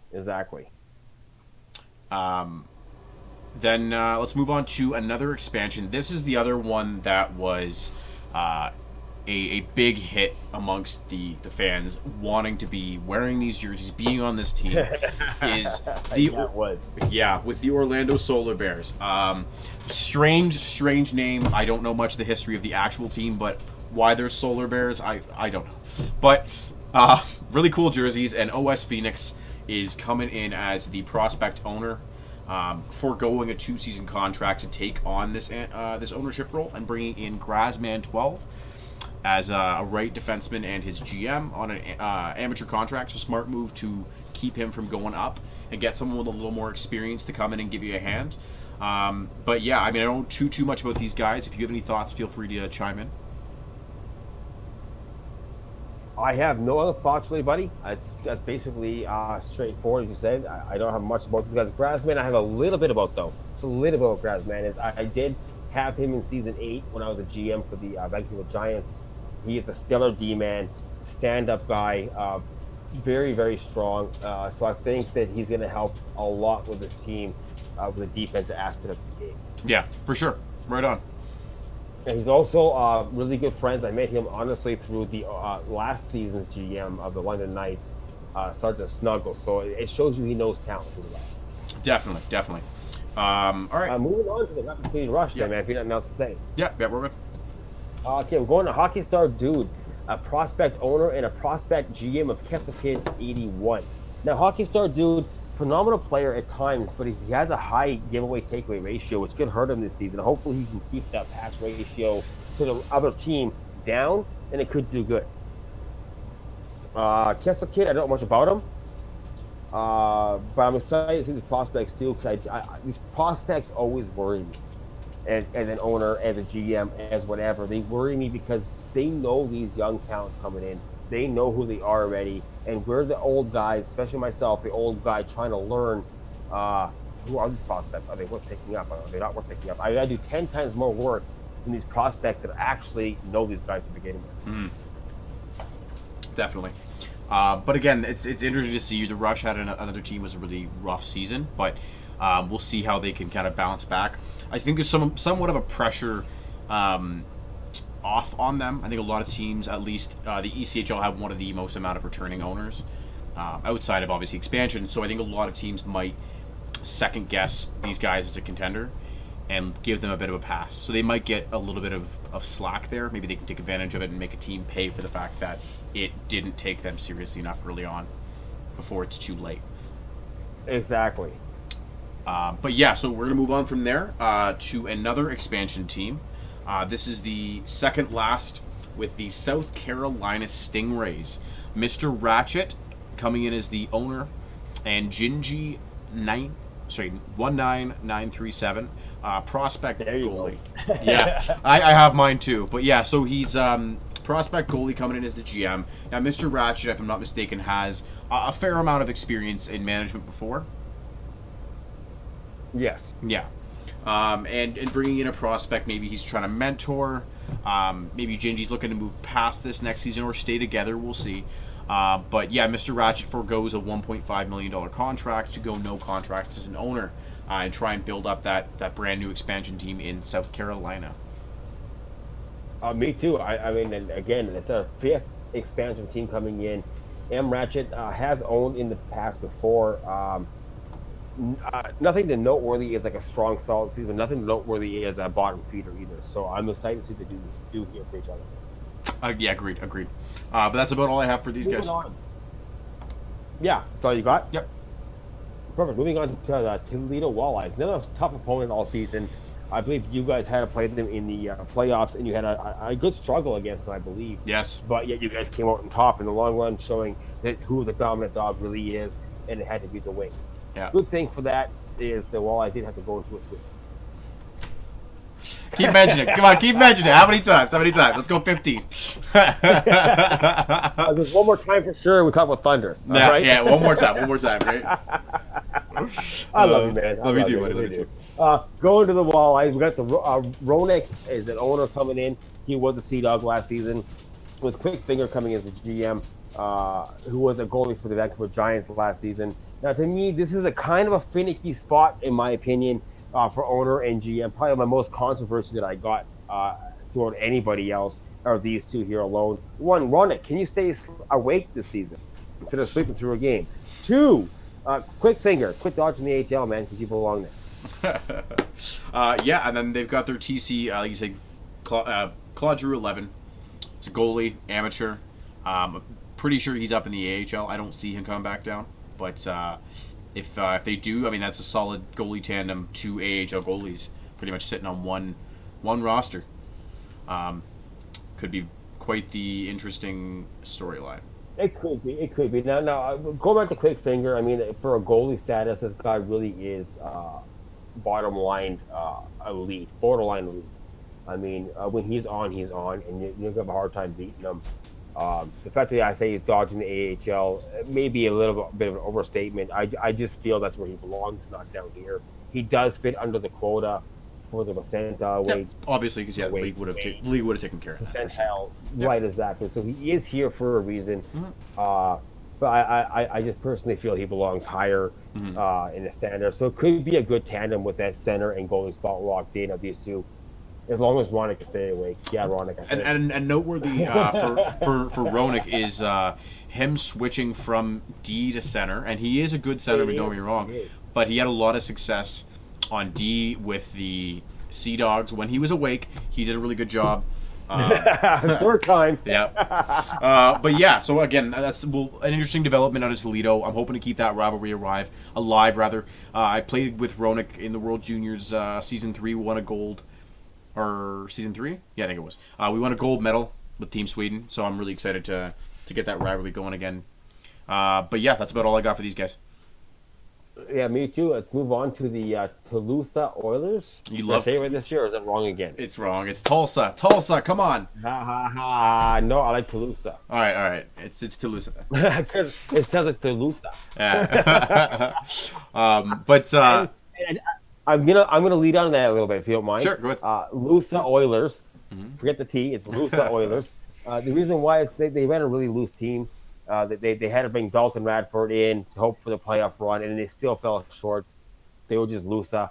They let the American Allens sneak in instead of themselves. That's because they're Lusa. Yeah, unfortunate season. TFBM legit's coming back though as the owner, bringing in Neposh Patrick, a really solid player. You know, TFB is a great guy. I hope he doesn't take to heart. I'm just having some bit of fun here on TFB. I look forward to playing you guys again. You were our top challenge team all season long. Yeah, 100%. And yeah, Neposh, get in that correction thread, bud. You're not the only one, please. but actually, you gotta say it to TFB. TFB, it's his job. Oh, fair enough. Then yeah, TFB, get in there, bud. Get that done. One of you guys get it together. But yeah, having Dalton Radford sitting on their TC, I'm amazed he came down last season. A really solid goalie. Well, I mean, I wasn't amazed because the fact that his AHL team was not making the playoffs, it wasn't a shock to me. Fair enough. It was a smart move on his AHL GM and NHL owner to send him down and give him a chance to fight for that playoff and maybe a Mem Cup run. It just unfortunate things fell short for them. Unfortunately, they had to face the Thunder, and Dalton just couldn't handle Max the Killer and Mage coming at him, and they had that loss. It happens though. But anyway, that's enough for Tulsa for me. Best of luck to you guys. Let's move on. So move on to our last 3 teams before we wrap this up. Yeah, so I want to take care of this one personally. So you can go ahead, but I do have my own little thing I want to say. Go ahead. Well, and these guys have been around for a long time. I think you and I are both going to have some thoughts. They have been around for a long. If you guys haven't seen it, I believe Rad has. I think a really good description of you was you guys very much are the Hitchcock and Scully of the league. You guys like to fight. That's sort of your role. Dysfunctional management there is. There is, yeah, 100%. But you know what? I do like you both as people, and I think you're both decent players. So we'll see what you guys can do this season. You had a rough go last year. Hopefully you can do a little better. And SIU, come on, bud. Like, you've been the owner how long? Get Brad his position. I think he's going left wing this year, actually, after going goalie to last forever. Well, then get that done already. Yeah. I mean, a lot of you owners and GMs, either new or not, you guys know this. It's posted in the chat. It's posted everywhere else. Please get in that and fix it. The season's about to start. Tomorrow, the league officially starts in my mind. That's when bidding opens up, so get in there. Yeah, for sure. Any more thoughts for these two? I hope that they have a better season. Last season, they were kind of right behind the Idaho Steelheads last season in the bottom feeder section. I do know Rat and Sioux can build some quality teams, so I'm hoping this season they get together and they get it done, and they get it done good, and they come out a little stronger than last season. I expect good things out of them, as long as they can stop the arguings. Yes, that's the big thing, right? You guys can kind of work together as a team. But, yeah, right. Anyway, enough of Let's move on to the Wheeling Nailers. We have Kyle LBH coming in as owner with Helix. Excuse me, Helix is the GM prospect status, and Kyle with the amateur status. A clean slate. Not a lot to say about either one of them. I don't know much about either one of them. Helix, again, I think he had noteworthy of not of a lot of games played in the league as of yet. I could be wrong. Actually, he has no history with LG playing. So this is a complete fresh blood in my mind. Maybe he was TC for a bit last year, but I don't think so. I believe he signed up. I believe he signed up in and around the near of the end of the playoffs in season. So that definitely worries me a lot. Again, because he is that fresh blood, and that he may know these talents that no one else knows about to bring in. And again, for us, people who've been around for like 10 seasons, and we're pushing them 40s and pushing them 30s. We don't know these young players. This guy may have that edge. So don't take his no LG status as a laughing stock or a joke. He could come out saying, I'm the king of the crop this year. Yeah. Forget those Thunders, forget those Cyclones. I'm the guy to talk about. Yeah, for sure. And I want to take a second to answer Rascal's. Yeah. So I'm going to respond to Rascal's comment. He asked me what was said about the Kootenay Ice. Go rewatch it, but I promise you, bud, nothing good. Absolutely nothing good. I'm going to respond to that right now, and he's going to love me for it. But yeah, that's sort of the breakdown for the Wheeling Nailers, and that's brings us to our final team. That would be the shitty Wichita Thunder with affordable dreams. This team should be the laughingstock of the CHL, but unfortunately it wasn't. They had a really, really stellar year last season, holding first place for 8 weeks. With an obviously owner who should be nowhere but TC. Yeah. That's why he's owner, obviously. It's got to get on the roster somehow, bud. Come back to hopefully repeat or do better than last season. It's going to be a hard hill to climb. He's got a lot of weight in his shoulders as well. It's not to mention that Affordable Dreams also helped run the Giants season 8 with that dominant season they had in season 8 to a dominant season in season 9 as owner. Looking to do it again in season 10, but it may be all for naught, as they have a new GM coming into the range with Insane Girl QC as GM, as goaltender, who did win goalie of the year for the ECHL. And they have one returnee at $3 million on defense, BK Knott, or L3 Knott, as we can call him. I call him BK for short. A two-season returnee, $3 million. Since he's an amateur, he is a potential call-up, but I'm going to get all those worries and why-nots out of the way right now, as he is my AG. He's going to be as soon as bidding's done. That's my lock. Right on. Yeah, and then a couple noteworthy guys down on TC. Like you mentioned earlier in the stream, Tibbs going for Mage. The trade. Over to Halifax. Yeah. Max the Killer and Bach Daddy. Now, those are 3 very good players. I don't see any of the 3 coming down. Mind you, Tibbs has a chance. He came down for a short period of time last season for the Halifax Moonheads. He did, but it's a push this year. His GM in the AHL does know him personally, so it's a very, very big push that he comes down. It's highly unlikely that he does. Yeah. If he does, it's a great pickup for the Thunder. Yeah. Max the Killer was a draft pick. I do not see him coming down whatsoever. I don't see returning. If he does turn to CHL, there's a big issue. Someone's sleeping on him. Yeah. And Bach Daddy was a draft pick in season 8. Or season 9, I guess, end of season 8, beginning of season 9, was a draft pick. We had his rights all year, never came down once, and I highly doubt that he'll come down again, but if he does, those are some pickups that could be here. I mean, You look at them alone, Tiberius Manus, Mac the Killer, and Bach Daddy as a line. You may as well just turn your monitor off or your TV screen off. Yeah, for sure.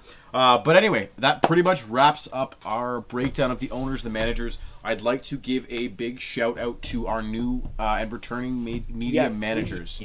So that would be one returnee. Let's make that notable. We have one returnee. And I thank him a lot because he worked really hard last year, and he's doing it again this year. Yeah. So obviously myself and Affordable Dreams are co-hosting this show, but working on the write-ups and behind the scenes, we have Guru Greg, who is doing the Q, I believe. I believe he's doing the Q this season, yes. Graham Scott is doing the WHL. Yep. Then we have Mr. Kotkaniemi, who got picked up in the AHL this season, but he's still with us, helping us out with the CHL stuff, running the magazine for the ECHL. And last... No. He's also doing more than that. He's also running the French... Well, I was gonna get into that in a second. And just kind of break down who's doing what. And so the final one is Crazy Matt taking care of the OHL. And big shout out to both Kotkaniemi and Nordet for taking over and creating our first ever French magazine. We're going to have an option for English and French for those of you who are monolingual on either side. Exactly. Rough Francais. Exactly. And a final shout out to Mr. Murbane. Known him for a long time. Has to have a shout-out. Yes, he's been helping us a bunch with some of the behind the scenes production stuff, some of our animations and that sort of idea. And he has made our lives 1,000 times easier the last week, and I imagine will through the rest of the season. I believe so too. With that note, though, let's cut this off. Let's end it off. As we do have a live commentary coming up briefly here, we're going to get a short break before we hit that.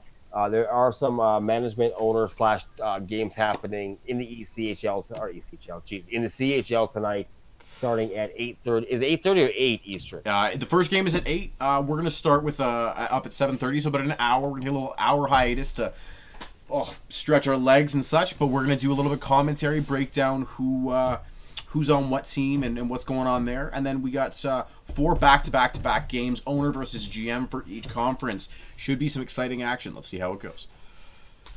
For sure. At that note, man, I want to end off by saying have a good time. Thanks for joining us. We look forward to seeing you guys in the future. Hopefully you guys tune in. Hopefully this show is as good as last season's. If not, we can pick it up, make it better. I hope. In the meantime, I'm going to say my goodbyes and my adieus. I want to give a shout out to my GM and my AGM, eventually AGM, to Insane Girl and BK Knott. Thanks for sticking around and being part of this team again. Do you have any shout outs for yourself? Yeah, for sure. I'd like to throw a couple shout outs. Obviously, Yobkov, my GM, for helping me while I've been trying to set up this sort of stream and filling in for me where he's needed to. Big shout out to Just Cause for bringing me into the league and really getting me from being a prospect with no idea really how to play defense all the way up to owner, up to media team now. That's my shout out. All right. Well, with saying that, I'm going to say goodbye to y'all, and I'm going to leave you with a little thought for praise and a little thought for knowledge. Is if you want us to play live at your next game, please call us at 1-888-NOW-LIVE, or you can follow us in the link below. Fantastic. All right, buddy. Guys, great talking to you, and look forward to seeing you in about an hour, all right? Take it easy.